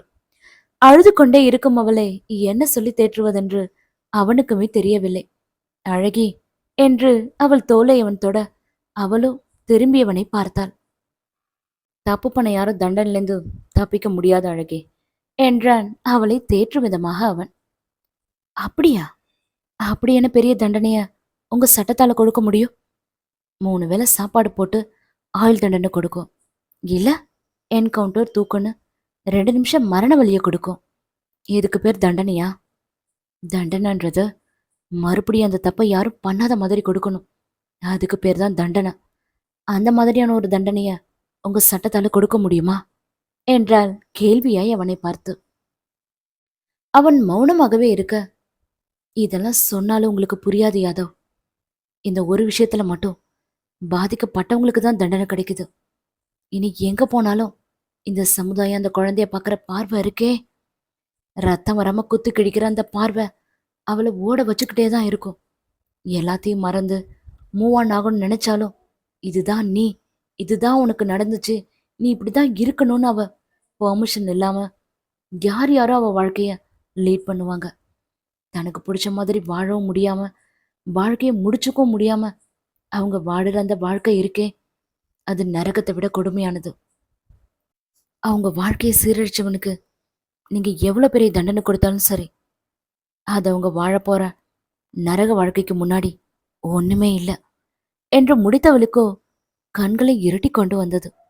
ஏற்கனவே உடலில் இருந்து அசதி, இப்போது ஏற்பட்ட மனக்கசப்பு என்று எல்லாம் ஒன்றாய் சேர்த்து கொள்ள அவளுக்கோ கண்களை இருட்டி கொண்டு மயக்கம்தான் வந்தது. இருக்கையை கெட்டியாக பிடித்தபடி நின்றவள் ஒரு கட்டத்தில் மயங்கி சரிய அவளை கீழே விடாமல் தடுத்து தன் மார்போடு அணைத்து கொண்டான் யாதவ் கிருஷ்ணன். கிட்டத்தட்ட 2 மணி நேரத்திற்கு பின்னே அவள் கண்களை திறந்தபோது மீராதான் அவள் அருகில் இருந்தாள். இப்போ ஓகே வாடி என்றவளின் கேள்விக்கு சிறு தலையசைப்பை மட்டுமே பதிலாக தந்தவள் அந்த குழந்தையை பற்றித்தான் வினவினாள். இப்போதைக்கு ப்ராப்ளம் இல்லை. போலீஸ் கேஸ் ஃபைல் பண்ணியிருக்காங்க.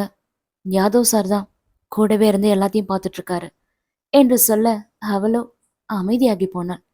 பின் மீராதான் அவளை மருத்துவமனையிலிருந்து அவளுடைய அறைக்கு அழைத்துச் சென்றாள். துணையாக நானும் உன்னுடன் இருக்கிறேன் என்று மீரா சொன்னபோது யாழினி அதற்கு சம்மதிக்கவில்லை. பின் அங்கிருந்து கிளம்பும் தருவாயில்தான், 1 வீக் நீ ஹாஸ்பிட்டல் வர வேண்டான்னு சொல்லியிருக்காரு. Take rest well. நான் அடிக்கடி வந்து உன்னை பார்க்குறேன். ஏதாவதுனா கால் பண்ணடி என்று சொல்லிவிட்டு மீரா செல்ல, யாழினியோ அனைத்திற்கும் சிறு தலையசைப்பியே பதிலாக தந்தாள். அவள் இருக்கும் மனநிலையில் இப்போதைக்கு மருத்துவமனை பக்கம் செல்ல முடியாது என்பதை அவளுமே நன்கு அறிவாள்தான். ஏதோ மனதிலிருந்த ஆதங்கத்தை அவனிடம் கொட்டியவளுக்கு இப்போது மன அமைதியும் தனிமையும் மட்டும்தான் தேவைப்பட்டது. அதனாலே அந்த ஒரு வார காலம் அவனும் அவளை தொடர்பு கொள்ளவும் இல்லை, தொந்தரவும் செய்யவும் இல்லை. அவன் கொடுத்த ஒரு வார கால விடுப்பு முடிந்து அன்று அவசர அவசரமாக அவள் மருத்துவமனைக்கு கிளம்பி கொண்டிருக்கும் போதுதான் அவளின் அறைக்கதவு விடாமல் தட்டப்பட, இந்நேரத்தில் யார் என்று எண்ணிக்கொண்டே அறைக்கதவை திறந்தவளுக்கு அதிர்ச்சிதான் அவள் முன்னால் நின்றிருந்த மூவரையும் பார்த்து. விழிகள் விரித்து தங்களையே அதிர்ந்து பார்ப்பவளை பார்த்து புன்னகை புரிந்த வண்ணம் நின்றனர் சுமதியும் யசோதாவும். அவர்கள் இருவருக்கும் பின்னால் நின்றபடி யாதவும் அவளை பார்த்து கண்களை சிமிட்டி புன்னகைக்க அவளுக்குத்தான் ஒன்றுமே விளங்கவில்லை. உள்ள கூப்பிட மாட்டியா யாழினி என்ற சுமதியின் குரலால் சேத்திற்கு திரும்பியவள், உள்ள வாங்க கிராணி, ஆண்டி நீங்களும் என்று திக்கி திணறி இருவரையும் பார்த்து சொன்னவள் அவர்கள் உள்ளே வருவதற்கு வாகாக வழிவிட்டு ஒதுங்கி நின்றாள். புன்னகை புரிந்தவாறே சுமதியும் யசோதாவும் அவளை கடந்து உள்ளே செல்ல அவர்களுக்கு பின்னால் சென்ற யாதவின் கரத்தை பற்றி தடுத்து நிறுத்தியவள், இங்க எதுக்காக வந்திருக்காங்க என்று சன்ன குரலில் அவனை பார்த்து வினவ, அவனும் குனிந்து அவள் பற்றியிருந்த தன் கரத்தை காதலோடு பார்த்தான். அவன் பார்வையை கவனித்தவள், ஐம் சாரி என்று முனகியவாறு அதுவரை அவன் கரத்தை பற்றியிருந்த தன் கரத்தை விலக்கிக் கொண்டு, சொல்லுங்க எதுக்காக இங்க வந்திருக்காங்க என்றால் மீண்டும் அதே கேள்வியே அவனிடம். ஆனால் அவனோ அவள் கேள்விக்கு பதில் சொல்லாமல் அவள் பற்றிய தன் வலக்கரத்தை பார்வையாலே சுட்டிக்காட்ட அவளோ என்ன என்றால் பற்களை கடித்து கண்டு. கையை பிடிச்சுக்கிட்டே கேளு, பதில் சொல்றான் என்று அவள் விழிகளை மாறி மாறி பார்த்தபடி அவன் சொல்ல அவளுக்கோ நேரம் பார்த்து காலை வரும் அவன் மேல் கோபம்தான் வந்தது. வெளிப்படையாக தன் கோபத்தை வெளிப்படுத்த முடியாமல், உங்களா என்றால் கோபத்தில் பற்களை கடித்து கண்டு. 2 பேருக்கும் உள்ள வர எண்ணம் இல்லையா என்ற சுமதியின் குரல் கேட்டு அவளுக்குத்தான் தூக்கி வாரி போட்டது. அவளை பார்த்து கண்ணடித்து விட்டு அவன் உள்ளே செல்ல கைகளை பிசைந்தபடியே அவன் பின்னால் சென்றவளின் மனமோ, டேய் சொல்லிட்டு தான் போயேண்டா என்று உள்ளுக்குள் குமரியது. சுமதியும் யசோதாவும் குஷன் சோஃபாவில் அமர அவர்களுக்கு எதிரில் இருந்த குஷன் நாற்காலியில் அமர்ந்து கொண்டான் யாதவ் கிருஷ்ணன். பெண்கள் இருவரும் வேண்டாம் என்று சொன்ன போதும் அவள்தான் வந்திருப்பவர்களை உபசரிக்கும் பொருட்டு சமையல் கட்டுக்குள் நுழைந்து கொண்டாள். ஆனால் வம்படியாக சமையல் கட்டுக்குள் வந்தவளுக்கு அவர்களுக்கு என்ன கொடுப்பதென்றே தெரியவில்லை. சமைப்பதற்கு நேரம் கிடைப்பது அரிது என்பதால் அவளும் எதையும் அதிகம் வாங்கி வைப்பதும் கிடையாது. எப்போதும் கைவசம் இருக்கும் பிரெட் பழம் கூட இந்த ஒரு வார காலம் அவள் எங்கும் வெளியில் செல்லாததால் அதற்கும் வழி இல்லாமல் போனது. காலையில் வந்த பால் பாக்கெட் மட்டுமே ஃப்ரிட்ஜில் தஞ்சமடைந்திருக்க, ஆன்டி காஃபி ஓகேவா என்று தயங்கியபடி அவள் கேட்டபோது அவரும் சிரித்த முகத்துடனே சரி என்றார். பாலை ஊற்றி அடுப்பில் போட்டவளுக்கு அவர்கள் எதற்காக இங்கு வந்தார்கள் என்ற கேள்விதான் வண்டாய் மூளையை குடைந்து கொண்டிருந்தது. கொதித்து கொண்டிருந்த பாலை விடவே அவள் மனம்தான் உள்ளுக்குள் அதிகம் கொதித்து கொண்டிருந்தது வந்திருப்பவர்களை நினைத்து. என்று அவன் அம்மாவிற்கு அவன் காதல் பற்றிய விவரம் தெரியும் என்று சொன்னானோ அன்று முதலே அவளுக்குள் ஒரு வித பயம் எட்டி பார்க்க ஆரம்பித்திருந்தது. இதெல்லாம் எங்கு சென்று முடியுமோ என்று. இப்போது எதற்காக இங்கு வந்திருக்கிறார்கள்? ஒருவேளை அவன் அம்மாவிற்கு தெரிந்தது போல அவன் பாட்டிக்கும் தெரிந்து விட்டதா? அதனால்தான் தன்னை பார்க்க இங்கு வரை வந்திருக்கிறார்களா? அவர்களிடம் என்ன சொல்லி தன் நிலை விளக்குவது என்றெல்லாம் அவள் மனம் ஒரு பக்கம் யோசித்துக் கொண்டிருக்க, அவள் கையோ கொதிவந்த பாலில் சர்க்கரையை கலந்து வடிகட்டி காஃபி தூள் சேர்த்து மூவருக்கும் காஃபி கப்பில் காஃபியை ஊற்றி கொண்டிருந்தது. 3 கப்பையும் ஒரு ட்ரேவில் வைத்து எடுத்துச் சென்றவள் பெண்கள் இருவருக்கும் முதல் கொடுத்துவிட்டு இறுதியாகத்தான் யாதோபுரம் சென்றாள். குனிந்த ட்ரேயை அவன் முன் அவள் நீட்ட கப்பை கையில் எடுத்தவாறே, பொண்ணு எனக்கு ரொம்ப பிடிச்சிருக்கு என்று குறுநகையுடன் அவள் மேல் வைத்த விழிகளை எடுக்காமல் அவன் சொல்ல, அவன் வார்த்தைகளால் அவளுக்குத்தான் தூக்கி வாரி போட்டது. விழிகளை உருட்டி அவனை முறைத்தவாறே அவள் விலகி சென்று நிற்க யாதவோ அவளை பார்த்து சத்தம் இல்லாமல் எதிர்பிடித்து சிரித்து கொண்டார். அதே நேரம் அவர்களின் கார் டிரைவர் பழம், பூ, ஆடை, நகை என்று அடங்கிய தாம்பூலத்தட்டை எடுத்து வந்து டீபாயின் மீது வைத்துவிட்டு செல்ல அதை பார்த்தவளுக்கோ மேலும் திக்கென்றது. சற்று முன் அவன் சொன்ன வார்த்தையையும் இப்போது டீபாயின் மீது நிற்கும் தாம்பாளத்தட்டையும் பார்த்தவளுக்கு ஒருவேளை இது பெண் பார்க்கும் படலமோ என்று கூட நினைக்க தோன்றியது. கடவுளே, அப்படிலாம் எதுவும் இருக்கக்கூடாது ப்ளீஸ் என்று உள்ளுக்குள் வேண்டிக் கொண்டாள் யாழினி. யசோதா என்று தன் மருமகளை அழைத்தவர், என்ன பார்த்துட்டு இருக்க, எடுத்து கொடு என்க. சரிங்க அத்தா என்று சிரித்துக்கொண்டே எழுந்தவர் அவளிடம் கேட்டு பூஜை அறைக்கு சென்றதோடு அங்கிருந்த விளக்கை ஏற்ற அவளுக்குத்தான் இங்கு நடப்பது எதுவுமே புரியவில்லை. தாம்பூலத்தட்டை எடுத்து வந்து பூஜை அறையில் வைத்தவர், அத்த வயசுல மூத்தவங்க நீங்க நீங்க வந்து கொடுங்க என்று சொல்ல பின் சுமதியும் எழுந்து பூஜை அறைக்கு சென்றார். தாம்பூலத்தட்டை கையில் ஏந்தியவர் புன்னகை புரிந்தவாறு யாழினியை பார்க்க, யாழினியோ செய்வதறியாது கைகளை பிசைந்தபடி அப்படியே நின்றார். வாங்கிக்கோ யாழினி என்று யசோதா சொல்ல யாழினியின் கால்களோ முன்னேற முடியாமல் தடுமாறியது. பின் அவள் தேங்கி தேங்கி நிற்பதை கவனித்த யசோதா தான் அவளை கிராணியின் அருகே அழைத்துச் சென்று, இந்த மாதிரி நல்ல நாள்ல பெரியவங்க காலில் விழுந்து ஆசீர்வாதம் வாங்குறது ரொம்ப நல்லது என்று சொல்ல, எந்த மாதிரியான நல்ல நாள் என்று மேலும் குழம்பி போனது அவள் மனது. குழப்பத்தோட அவளும் அவர் காலில் விழ, அடுத்த பிறந்த நாள் தம்பதியாதான் நீ ஆசீர்வாதம் வாங்கணும் என்று சுமதி அவளை ஆசிர்வதிக்க, அவளின் பிறந்த நாள் என்ற வார்த்தையை கேட்டவளுக்கு அப்போதுதான் இன்று தன் பிறந்த நாள் என்பதே நினைவிற்கு வந்தது.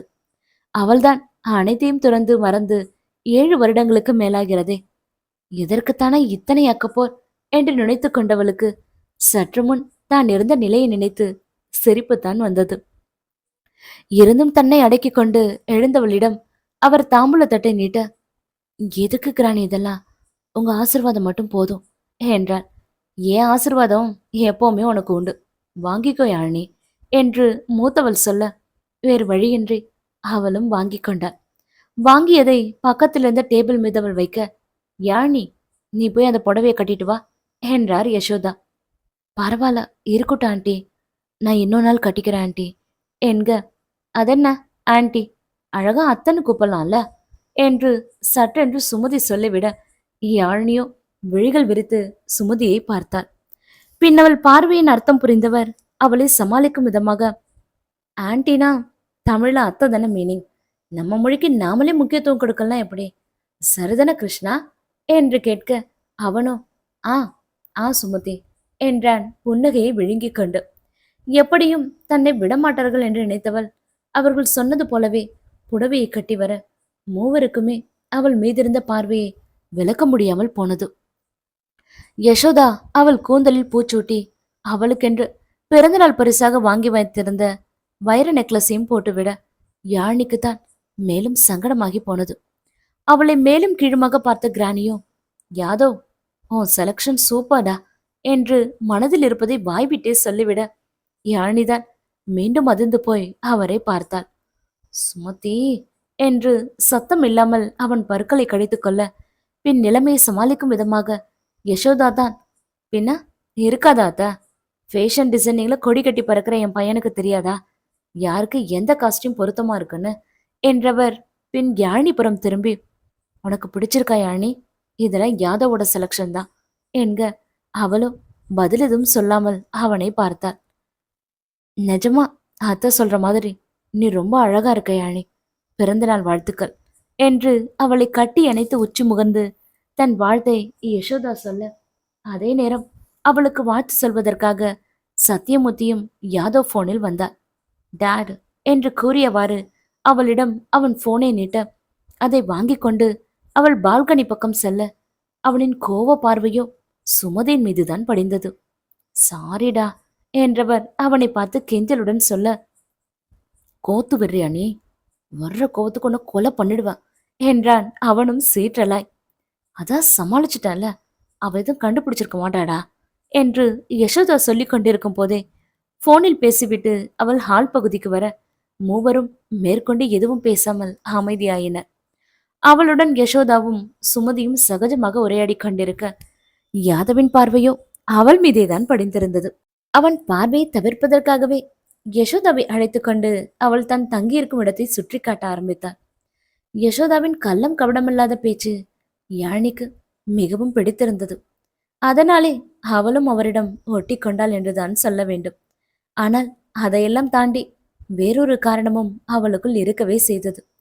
ஹால், பெட்ரூம், பால்கனி, பூஜை அறை என்று சுற்றி காட்டியவள் இறுதியாகத்தான் சமையல் அறைக்கு அழைத்துச் சென்றாள். யாழினிக்கு சமைக்க நேரம் இருக்குமா என்று மெலிதாக புன்னகை புரிந்தவாறே அவர் கேட்டபோது, ரொம்ப ரேர் தான் ஆண்டி. நேரம் கிடைக்கும் போதும் நானே சமைச்சு சாப்பிடுவேன். இல்லைன்னா ஹாஸ்பிட்டல் கேண்டீன்ல தான் என்றாள் அவளும் மெலிதான புன்னகையுடனே. கேண்டீன் சாப்பாடுல பெருசா என்ன இருக்க போகுது யாழினி என்றவர் சிறு யோசனைக்கு பின், நாளையிலேருந்து 3 வேளையும் நம்ம வீட்டிலேருந்து உனக்கு சாப்பாடு வந்துடும். மிச்சம் வைக்காம சாப்பிடணும் என்றார் கண்டிப்பான குரலில்.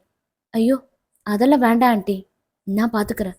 இதுக்கு உங்களுக்கு தேவையில்லாத சிரமம் என்றாள் அவள். இதில் என்னம்மா சிரமம் என்று கேட்டு அழகாய் சிரித்தவரின் சிரிப்பு அப்படியே யாதவன் சிரிப்பை ஒத்திருக்க அவளை மீறிக்கொண்டு அவளின் கடைவிழி பார்வை அவன் மீது படிந்தது.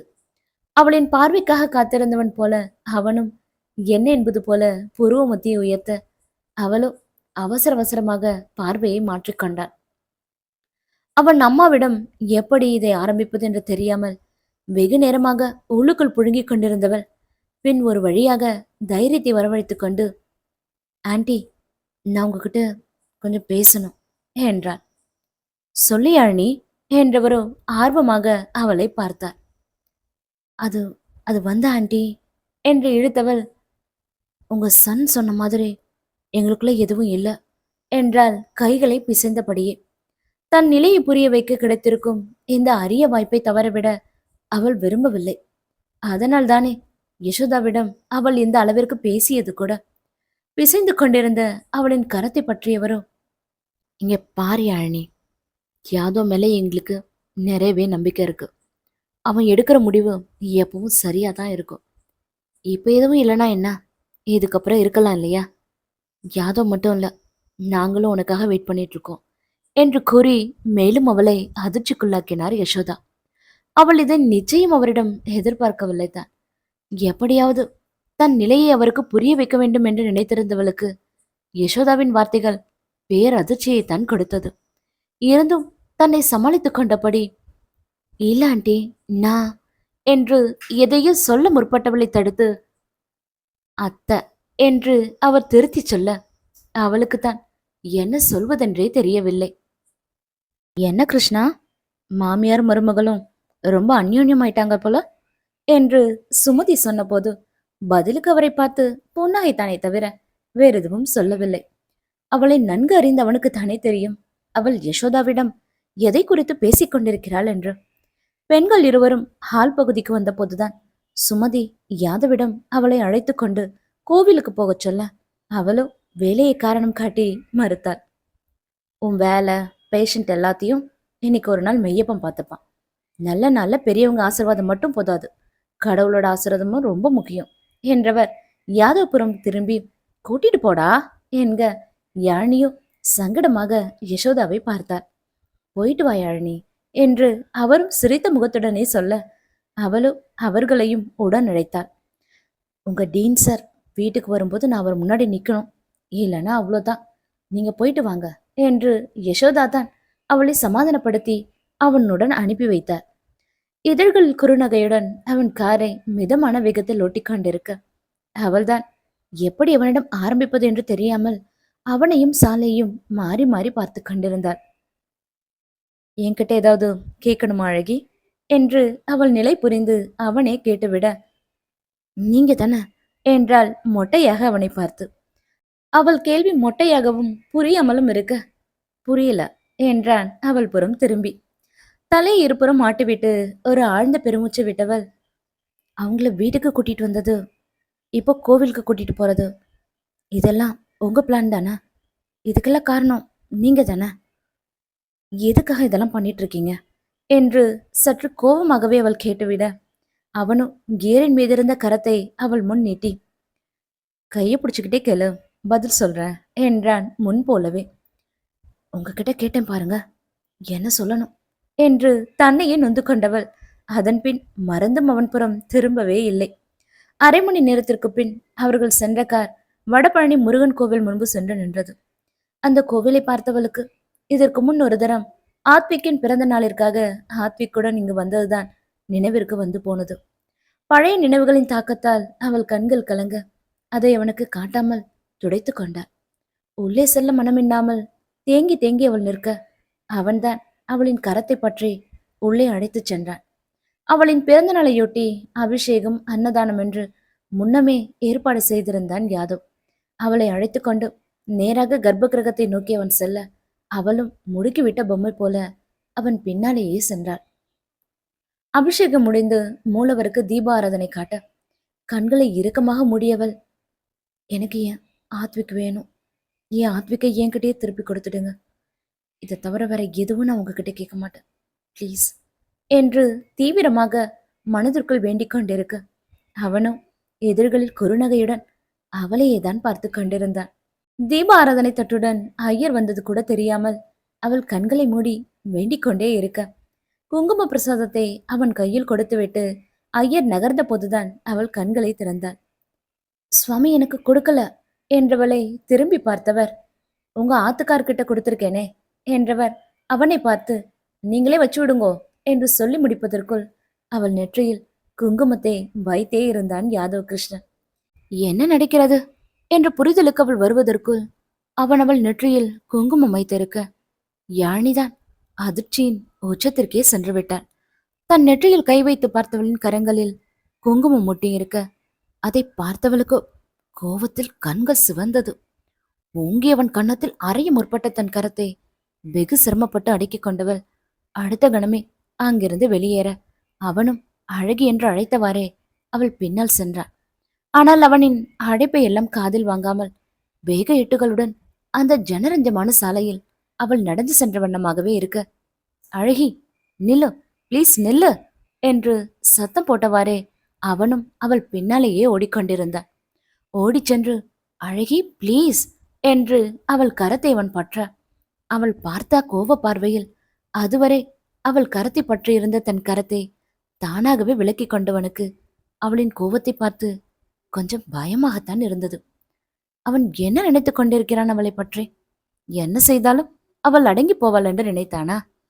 அவளை சமாதானப்படுத்தும் வழி தெரியாது ஷிட் என்று முன்னுச்சை கோதிக்கொண்டவன் அழகி ப்ளீஸ் என்று கெஞ்சியபடி மீண்டும் அவன் பின்னால் நடக்க ஆரம்பித்தான். அதே நேரம் பேருந்து நிலையத்திலிருந்து பயணிகள் யாருமின்றி வெளியில் வந்து கொண்டிருந்த பேருந்தை கை காட்டி நிறுத்தி அதில் அவள் ஏறிக்கொள்ள அவனும் ஏறிக்கொண்டான். முகத்தில் வியர்த்து வழிந்த வியர்வை துளிகளை கைக்குட்டையால் துடைத்தபடி அவளுக்கு பக்கத்தில் இருந்த காலி இருக்கையில் அமர முற்பட்டவன் மீண்டும் அவள் பார்த்த அனல் பார்வையில் அமராமல் கம்பியை பிடித்தபடி அப்படியே நின்றுவிட்டான். நடத்துனரிடம் தனக்கு மட்டும் அவள் டிக்கெட் எடுத்துக்கொள்ள யாதவோ 2000 ரூபாய் நோட்டை அவரிடம் நீட்டினான்.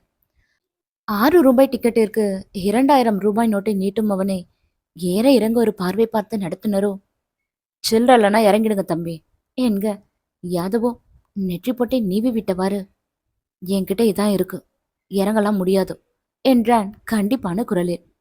அவன் வார்த்தைகளால் கோபமுற்ற நடத்துனரோ விசில் அடித்து பேருந்தை நிறுத்த யாதவோ யானியை பார்த்தான். ஆனால் அவளோ உனக்கு எனக்கும் எந்த சம்பந்தமும் இல்லை என்பது போல தலையை ஜன்னல் புறமே திருப்பி இருக்க அவன் பார்வையோ அவள் மீதேதான் படிந்திருந்தது. என்ன தம்பி, பிரச்சனை பண்ணணுற முடிவோட இருக்கீங்களா? இறங்குங்க முதல்ல, இல்லைனா வண்டியை போலீஸ் ஸ்டேஷன்ல நிறுத்திடுவேன், உங்களுக்கு வசதி எப்படி என்று கேட்டுவிட சில கணங்கள் அவளையும் அவரையும் மாறி மாறி பார்த்தான். பின் பாக்கெட்டில் இருந்து போனை எடுத்து யாருக்கோ அழைத்தவன் போனை நடத்துனர் முன் நீட்டினான். அவனை கேள்வியை பார்த்தவாறே போனை வாங்கி பேச ஆரம்பித்தவன் முகமோ மாறியது. மறுமுனையில் யார் பேசுவது என்றறிந்து, ஆம், அவன் நடைத்திருந்தது போக்குவரத்து துறை அமைச்சருக்குத்தான். சரிங்கய்யா என்று பம்மிக்கொண்டே போனை அவனிடம் திருப்பி கொடுத்தவர், முதல்ல சொல்லியிருக்கலாம்ல தம்பி என்று சொல்ல போனை வாங்கி பாக்கெட்டில் போட்டுக்கொண்டவனும், பஸ் எங்கே நிற்க கூடாது, காட் இட் என்க சரி என்பது போல தலையை அசைத்தவர் அடித்த விசிலில் பேருந்து நகர ஆரம்பித்திருந்தது. ஓய் என்று அழைத்தவாறே அவளுக்கு முன்னால் இருந்த இருக்கையில் அமர்ந்தவன், இது கூட நல்லா தான் இருக்கு என்றான் எப்பவும் போல குறுநகையுடன். எப்படியும் அவன் இறங்கி விடுவான் என்று நினைத்திருந்தவளுக்கு அவன் செயல் என்னும் கோபத்தைத்தான் ஏற்படுத்தியது. அவனை முறைத்தவாறே இருக்கையிலிருந்து சட்டென்று எழுந்தவள் இறங்குவது போல படிக்கட்டு பகுதிக்கு சென்று நிற்க, நடத்துனரோ திரும்பி யாதவை பார்த்தார். அவன் தலையை அசைக்க அடுத்த நிறுத்தத்திலேயே பேருந்து நிறுத்தப்பட்டது. இந்த பேருந்தை எதிர்பார்த்து காத்திருப்பவர்களின் வேலைகளை தன்னுடைய சுயலாபத்திற்காக கெடுக்க அவள் விரும்பவில்லை. அதனாலே இறங்குவது போல அவள் சென்றது கூட. அவளுடனே அவனும் இறங்கிக் கொள்ள அவளும் மீண்டும் வேக எட்டுக்களுடன் நடக்க ஆரம்பித்திருந்தாள். மறுபடியுமா என்று நினைத்து கொண்டவன் மீண்டும் அழகி என்று அவளை அழைத்தவாறே அவள் பின்னால் சென்றான். காலில் செருப்பு அணியாமல் அவளை மட்டுமே கவனித்துக் கொண்டு நடந்ததில் சாலையோரம் இருந்த கல்லை அவன் கவனிக்கவில்லை. அதில் இடித்து அவன் கால் கட்டையவரிலிருந்து ரத்தம் வந்தபோது கூட அதை பொருட்படுத்தாமல் அவளை சமாதானப்படுத்துவதிலேயே மும்மரமாக இருந்தான் யாதவ். என்னதான் அவன் மீது அதீத கோபம் இருந்தாலும் அவன் உடல் இருக்கும் நிலையில் இப்படி கொளுத்தும் மதிய வெயிலில் வியர்க்க விறுவிறுக்க மூச்சு வாங்க தன் பின்னாலேயே வரும் அவனை பார்த்து அவளுக்குமே கஷ்டமாகத்தான் இருந்தது. அவன் நினைத்திருந்தால் எப்படியோ போகட்டும் என்று கூட விட்டிருக்கலாம் தான். அப்படியாவது விட்டு போக மாட்டானா என்ற ஆசையில்தான் அவளும் இப்படியெல்லாம் அவனிடம் நடந்து கொண்டது கூட. ஆனால் அவன்தான் நீ என்ன செய்தாலும் உன்னை விட்டு போக மாட்டேன் என்று பிடிவாதம் அல்லவா பிடிக்கின்றான். சமுதாயத்தில் தனக்கும் தன் குடும்பத்தாருக்கும் இருக்கும் அந்தஸ்தை அவனுமே நன்கு அறிவான்தான். அப்படிப்பட்டவன் அனைத்தையும் தூக்கி போட்டுவிட்டு ஜனரஞ்சமான சாலையில் காலில் செருப்பு கூட அணியாமல் ஒரு பைத்தியம் போல அவள் பின்னாலேயே செல்கிறான் என்றால் அவள் மீதான காதல் அவனை படுத்தும் பாடு என்றுதான் சொல்ல வேண்டும். அதுவும் அவன் கால் விரலில் அடிபட்டு ரத்தம் வருவதை பார்த்தவளால் அதற்கு மேலும் கோபத்தை இழுத்து பிடித்துக் கொண்டிருக்க முடியவில்லை. சாலையோரம் இருந்த சாதாரண உணவகத்திற்குள் சென்று அவள் அமர அவனும் அவளுக்கு எதிரில் இருந்த இருக்கையில் சென்று அமர்ந்தான்.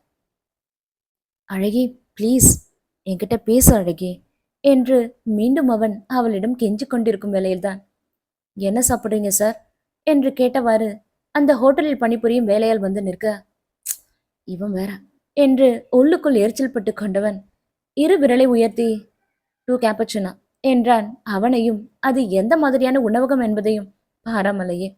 ஓகே சார் என்று கூறிவிட்டு அவன் விலக, அழகி ப்ளீஸ் என்றவாறு டேபிள் மீதிருந்த அவள் கரத்தை அவன் பற்ற அவளோ அவன் கரத்தை உதறிவிட்டாள். அதீத கோபத்தில் அவள் இருப்பதை அவனும் அறியாமல் இல்லை.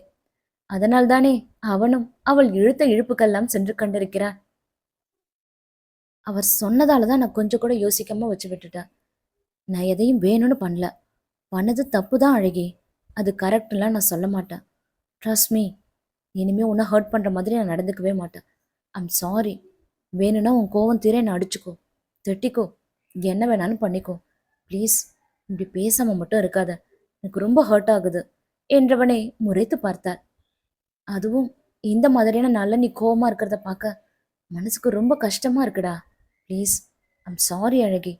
அட்லீஸ்ட் எப்பவும் போல என்கிட்ட கோவமாவது பேசு என்றவன் கெஞ்சி கொண்டிருக்கும் போதுதான், சார் என்றவாறு வேலையால் 2 மண் குவளையை டேபிள் மீது வைத்துவிட்டு செல்ல அந்த மண் குவளைகளை புறம் சுருக்கி பார்த்தான் யாதவ். பின் சொடுக்கிட்டு அவனை அடைத்தவன், என்ன இது என்றான் அவனை பார்த்து. நீங்க கேட்ட கேப்பங்கூழ் சார் என்றவன் பதிலுக்கு சொல்ல அவன் கூறியதை கேட்டு சத்தம் போட்டே சிரித்து விட்டாள் யாழினி. அவள் சிரிப்பதை பார்த்தவனுக்கு அப்போதுதான் விளங்கியது இது காஃபி ஷாப் அல்ல, பாரம்பரிய உணவகம் என்று. அத்தோடு ஆங்கிலத்தில் அவன் சொன்ன கேப்பச்சின்னவை வேலையால் கேப்பங்கூழாக புரிந்து கொண்டு வந்த விதம் அவனையுமே சிரிக்கத்தான் வைத்தது. அதுவரை முகத்திலிருந்த இறுக்கம் கோபம் எல்லாம் போய் கண்கள் கலங்க சிரிப்பவளை பார்த்தவன் முதலில் அந்த வேலையாளை கட்டி அணைத்து தன் நன்றியை தெரிவிக்க, பாவம் அவருக்குத்தான் ஒன்றுமே விளங்கவில்லை. அவளை எப்படி சமாதானப்படுத்துவதென்று தெரியாமல் இவ்வளவு நேரம் தவித்துக் கொண்டிருந்தவனுக்கு இப்போதுதான் மனதிற்கு நிம்மதியாக இருந்தது. சிரிப்பை விழுங்கிக் கொண்டு அவன் அவளை பார்க்க, அவனோ கோபம் போச்சா என்றான் விழிகளில் கெஞ்சலுடன். பதிலுக்கு அவள் புன்னகை மட்டும் புரிய, தேங்க் காட் என்று குறுநகையுடன் முணுமுணுத்தது அவன் இதழ்கள். அவன் செய்த தவறுக்கு இந்த தண்டனையே போதுமானது என்றுதான் அவளுக்கு தோன்றியது.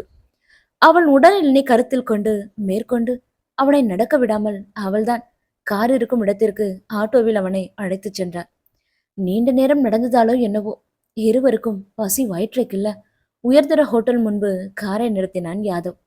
உண்டு முடித்த பின் நேராக அவளை அவன் அழைத்துச் சென்றது பிரபல நகை கடைக்குத்தான். வைர மோதிரங்கள் இருக்கும் பிரிவிற்கு அவளை அழைத்துச் சென்றவன் அவள் வெண்டை விரலுக்கு பொருத்தமான மோதிரத்தை தேர்வு செய்து கொண்டிருக்க, யானியோ நடப்பதையெல்லாம் பொறுமையாக வேடிக்கை பார்த்து கொண்டிருந்தாள். ஒரு வழியாக நீண்ட நேர தேடலுக்கு பின் அவள் விரலுக்கு பொருத்தமான மோதிரத்தை தேர்வு செய்தவன் அவளிடம் காட்டி, "பிடிச்சிருக்க அழகே" என்க மோதிரத்தை ஒரு பார்வை பார்த்துவிட்டு அவன் முகத்தை ஏறிட்டு பார்த்தவர், "இது எதுக்கு?" என்றார்.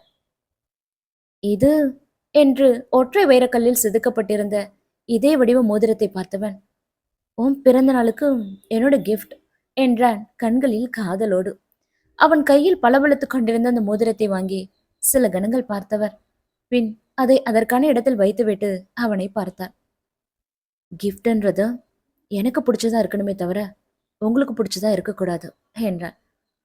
"அப்போ சொல்லு அழகி, உனக்கு என்ன பிடிக்குன்னு சொல்லு, அதையே நான் தரேன்" என்றான் மெலிதாக புன்னகைத்தவாறே அவனும்.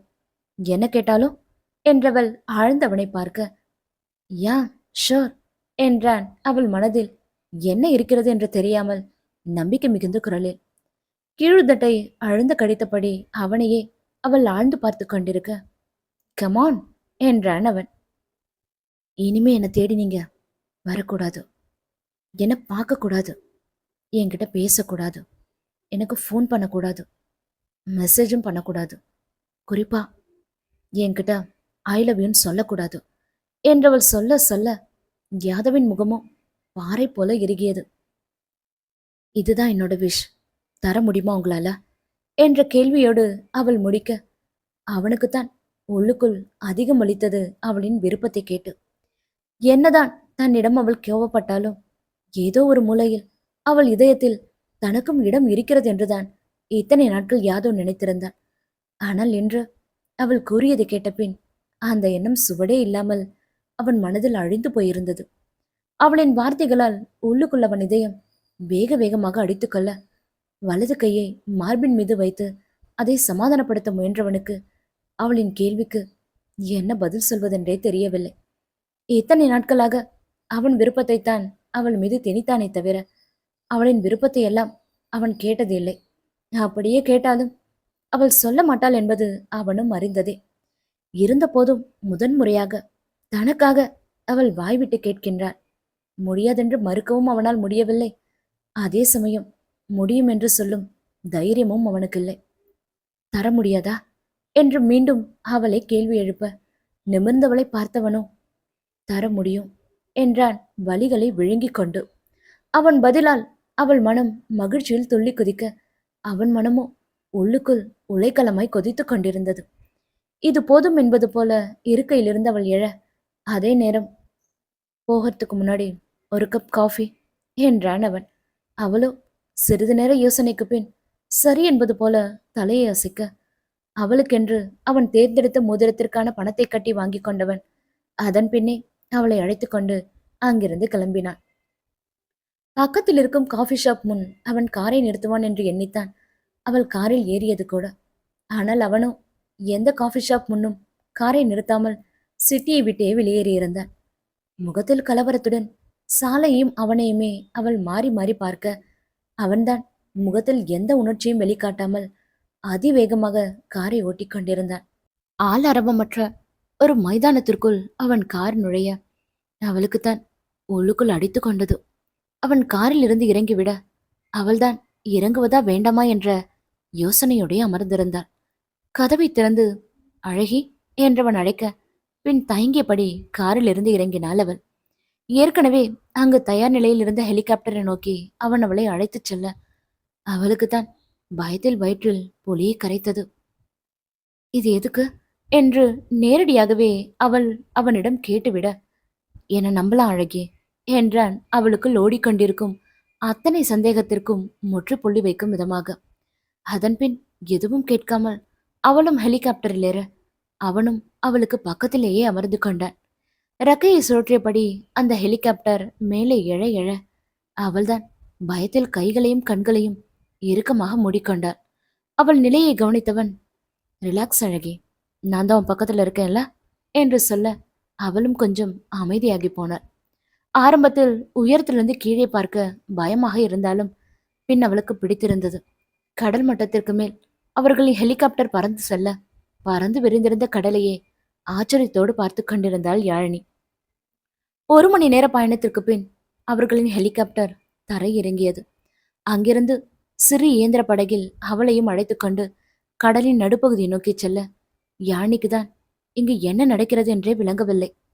கடலின் நடுப்பகுதி அடைந்தவளுக்கு தன் கண்களையே நம்ப முடியவில்லை. How is it possible? கடலுக்கு மத்தியில இப்படி ஒரு நிலப்பரப்பா என்று ஆச்சரியம் தாங்காமல் அவனிடமே கேட்டுவிட்டாள் அவள்.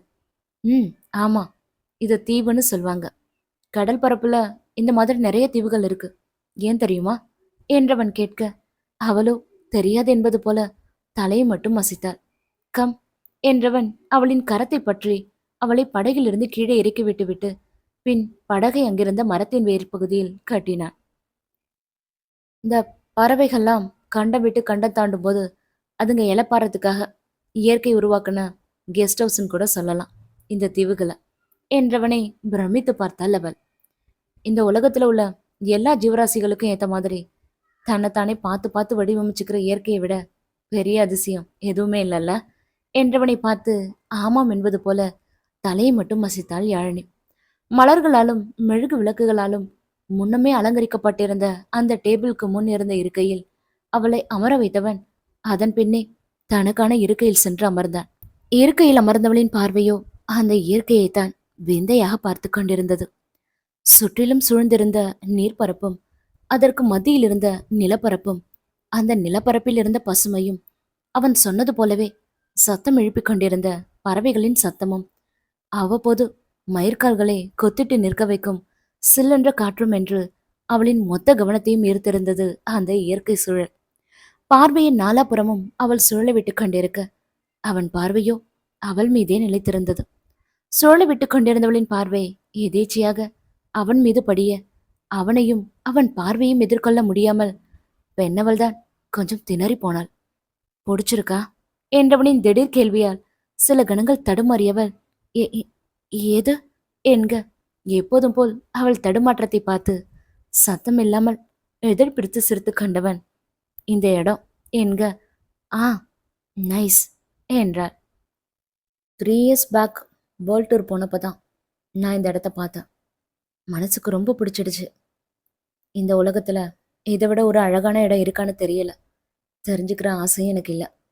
அதுக்கப்புறம் அடிக்கடி இங்க வருவேன் நான் மட்டும் என்றவன் கடைசி வார்த்தையை மட்டும் சற்று அழுத்தியே சொன்னான். உன்னை தவிர வேறு யாரையும் நான் இங்கு அழைத்து வந்ததில்லை என்பது போல. உன்னை இங்க கூட்டிட்டு வரணும்னு தோணுச்சு. கூட்டிட்டு வந்து என்று நிறுத்தியவன் அவளுக்கென்று வாங்கி வைத்திருந்த மோதிரத்தை எடுத்து டேபிள் மீது வைக்க அவளோ அவன் செயல் புரியாமல் கலவர முகத்தோடு அவனை பார்த்தாள். டிட் யூ நோட்டிஸ் ஒன் என்றவனின் கேள்வியால் அவள் என்ன என்றாள். இந்த யூனிவர்ஸுக்கு அடிப்படை ஆதாரமே பஞ்சபூதங்கள் தான் சொல்வாங்க. அந்த பஞ்சபூதங்களை இயற்கையாவே இந்த இடத்துல ஃபீல் பண்ணலாம் என்று சொன்னவன் அதை அவளுக்கு விளக்கவும் ஆரம்பித்தான். நம்மளை சுத்தி இருக்கிற நீர், நம்மளை தாங்கிட்டு இருக்கிற இந்த நிலம், நம்மளையே பார்த்துட்டு இருக்கிற அந்த ஆகாயம், நம்மளை தொட்டு தொட்டு பேசுற காற்று என்றவன் டேபிள் மேல் ஒளிர்ந்து கொண்டிருந்த மெழுகு விளக்கை சுட்டி காட்டி இதோ உனக்கு எனக்கு நடுவுல இருக்கிற இந்த பவித்திரமான நெருப்பு என்று முடிக்க அவளோ அப்போதுதான் அதையெல்லாம் கவனித்தாள். அவள் விழிகளையே நம்ப முடியவில்லை. விழிகள் விரிய ஆச்சரியத்துடன் அவள் இயற்கையை வியந்து பார்த்து கொண்டிருக்க இதனாலதான் இந்த இடம் எனக்கு ரொம்பவே மெமரபிள். இந்த மெமரபிள் பிளஸை இன்னும் மெமரபிள் ஆக்கணும்னு இருந்த என்றவனே உருவம் சுருக்கி பார்த்தாள் அவள். எஸ் அழகே, இந்த நாள்ல உன்னை இங்க கூட்டிட்டு வந்து இந்த ரிங்க உன் விரல்ல போட்டு என் காதலை இவங்க எல்லார் முன்னாடியும் எக்ஸ்பிரஸ் பண்ணணும்னு இருந்தேன். ஆனா அதுக்குள்ள என்னென்னவோ நடந்துருச்சு என்றவனையே இமைக்காமல் அவள் பார்த்து கொண்டிருக்க ஒரு ஆழ்ந்த பெருமூச்சு விட்டபடி இட்ஸ் ஓகே என்றவரே காஃபி கப்பில் காஃபியை ஊற்றினான். பின் இந்த மாதிரியான ஒரு இடத்துல சூடான ஒரு கப் காஃபி என்று நிறுத்தியவன் எல்லாத்தையுமே வார்த்தையால விளக்க முடியாத அழகி. சில விஷயங்களை ஃபீல் மட்டும்தான் பண்ண முடியும். ஃபீல் இட் என்று கூறியவரே கோப்பையை அவளிடம் நீட்ட அவளும் வாங்கி கொண்டாள். கண்களுக்கு விருந்தளித்துக் கொண்டே ஒரு மிடரு குடித்தவளுக்கு அத்தனை புத்துணர்ச்சி அவளுக்குள். நிச்சயம் அதை வார்த்தைகளில் சொல்ல முடியாத ஒன்றுதான். சூரிய அஸ்தமனமாகி இருள் பரவத் தொடங்க அங்கிருந்து கிளம்ப மனமில்லாமல் கிளம்பினர் இருவரும். சென்னை வந்து சேரும் வரை இருவருமே எதுவும் பேசிக்கொள்ளவில்லை. பேசும் மனநிலையில் அவன் இல்லை என்பதுதான் உண்மை. எப்போதும் காரை நிறுத்தும் இடத்தில் அவன் நிறுத்த அவனை ஒரு பார்வை பார்த்துவிட்டு காரில் இருந்து அவள் இறங்க அவனும் இறங்கினான். அவனிடம் சொல்லிவிட்டு செல்வதா என்ற மனக்குழப்பத்தில் அவள் இருக்க அவனோ அவளுக்கு எப்படி விடை கொடுப்பதென்ற கலக்கத்துடனே நின்று கொண்டிருந்தான். பேசாதவர்களின் மௌனங்கள் அமைதியாய் கரைய பின் யாழினிதான் எதுவும் பேசாமல் அங்கிருந்து நகர முற்பட்டாள். நகர முற்பட்டவளை அழகி என்றவன் அழைக்க அவளோ திரும்பி அவனை பார்த்தாள். அவள் அருகில் வந்து அவள் விழிகளையே மாறி மாறி பார்த்தவன், இனிமே நான் உன்னை ஃபாலோ பண்ண மாட்டேன், உன்னை பார்க்க மாட்டேன், உன்கிட்ட பேச மாட்டேன், கால் பண்ண மாட்டேன், மெசேஜ் பண்ண மாட்டேன், ஐ லவ் யூன்னு சொல்ல மாட்டேன் என்று நிறுத்தியவன், ஆனா இதெல்லாம் நீ என்னை தேடி வராத வரைக்கும் தான் என்று முடிக்க அவளோ உருவ முடிச்சுகளுடன் அவனை பார்த்தாள். ஆனால் நான் ஏன் உங்களை என்றவளை இடைமறித்தவன், எனக்கு என் காதல் மேல நம்பிக்கை இருக்கு. அதை விட இந்த காதலை எனக்குள்ள விதைச்ச இந்த யூனிவர்ஸ் மேல நிறையவே நம்பிக்கை இருக்கு. என் நம்பிக்கை கண்டிப்பா என்னை தேடி ஒன்று வர வைக்கும். அந்த நாளுக்காக நான் வெயிட் பண்ணிட்டு இருப்பேன் என்றவனின் வார்த்தைகளில் நம்பிக்கை மட்டுமே நிரம்பி இருந்தது. அதுக்கப்புறம் நீயா நினைச்சா கூட என்கிட்ட இருந்து உன்னை பிரிக்க முடியாத அழகி. அதை நீயும் உன் மைண்ட்ல ஃபிக்ஸ் பண்ணிக்கோ என்றான் அழுத்தம் திருத்தமான குரலில். காதல் யூனிவர்ஸ் என்றெல்லாம் பிதற்றும் இவனுக்கு என்ன சொல்லி புரிய வைப்பதென்றே அவளுக்கு தெரியவில்லை. ஆனால் எது நிஜம் என்பதை அவனுக்கு புரிய வைக்க வேண்டிய கடமை அவளுடையதாயிற்று. யாதோ ப்ளீஸ் புரிஞ்சுக்கோங்க என்றவளை இரு விரல் உயர்த்தி தடுத்தவன், ஹாப்பி பர்த்டே அழகி என்று தன் பிறந்தநாள் வாழ்த்தை சொன்னவன் அடுத்த கணமே அங்கிருந்து காரை கிளப்பிக் கொண்டு செல்ல அவள்தான் சிலையாய் நின்று கொண்டிருந்தாள்.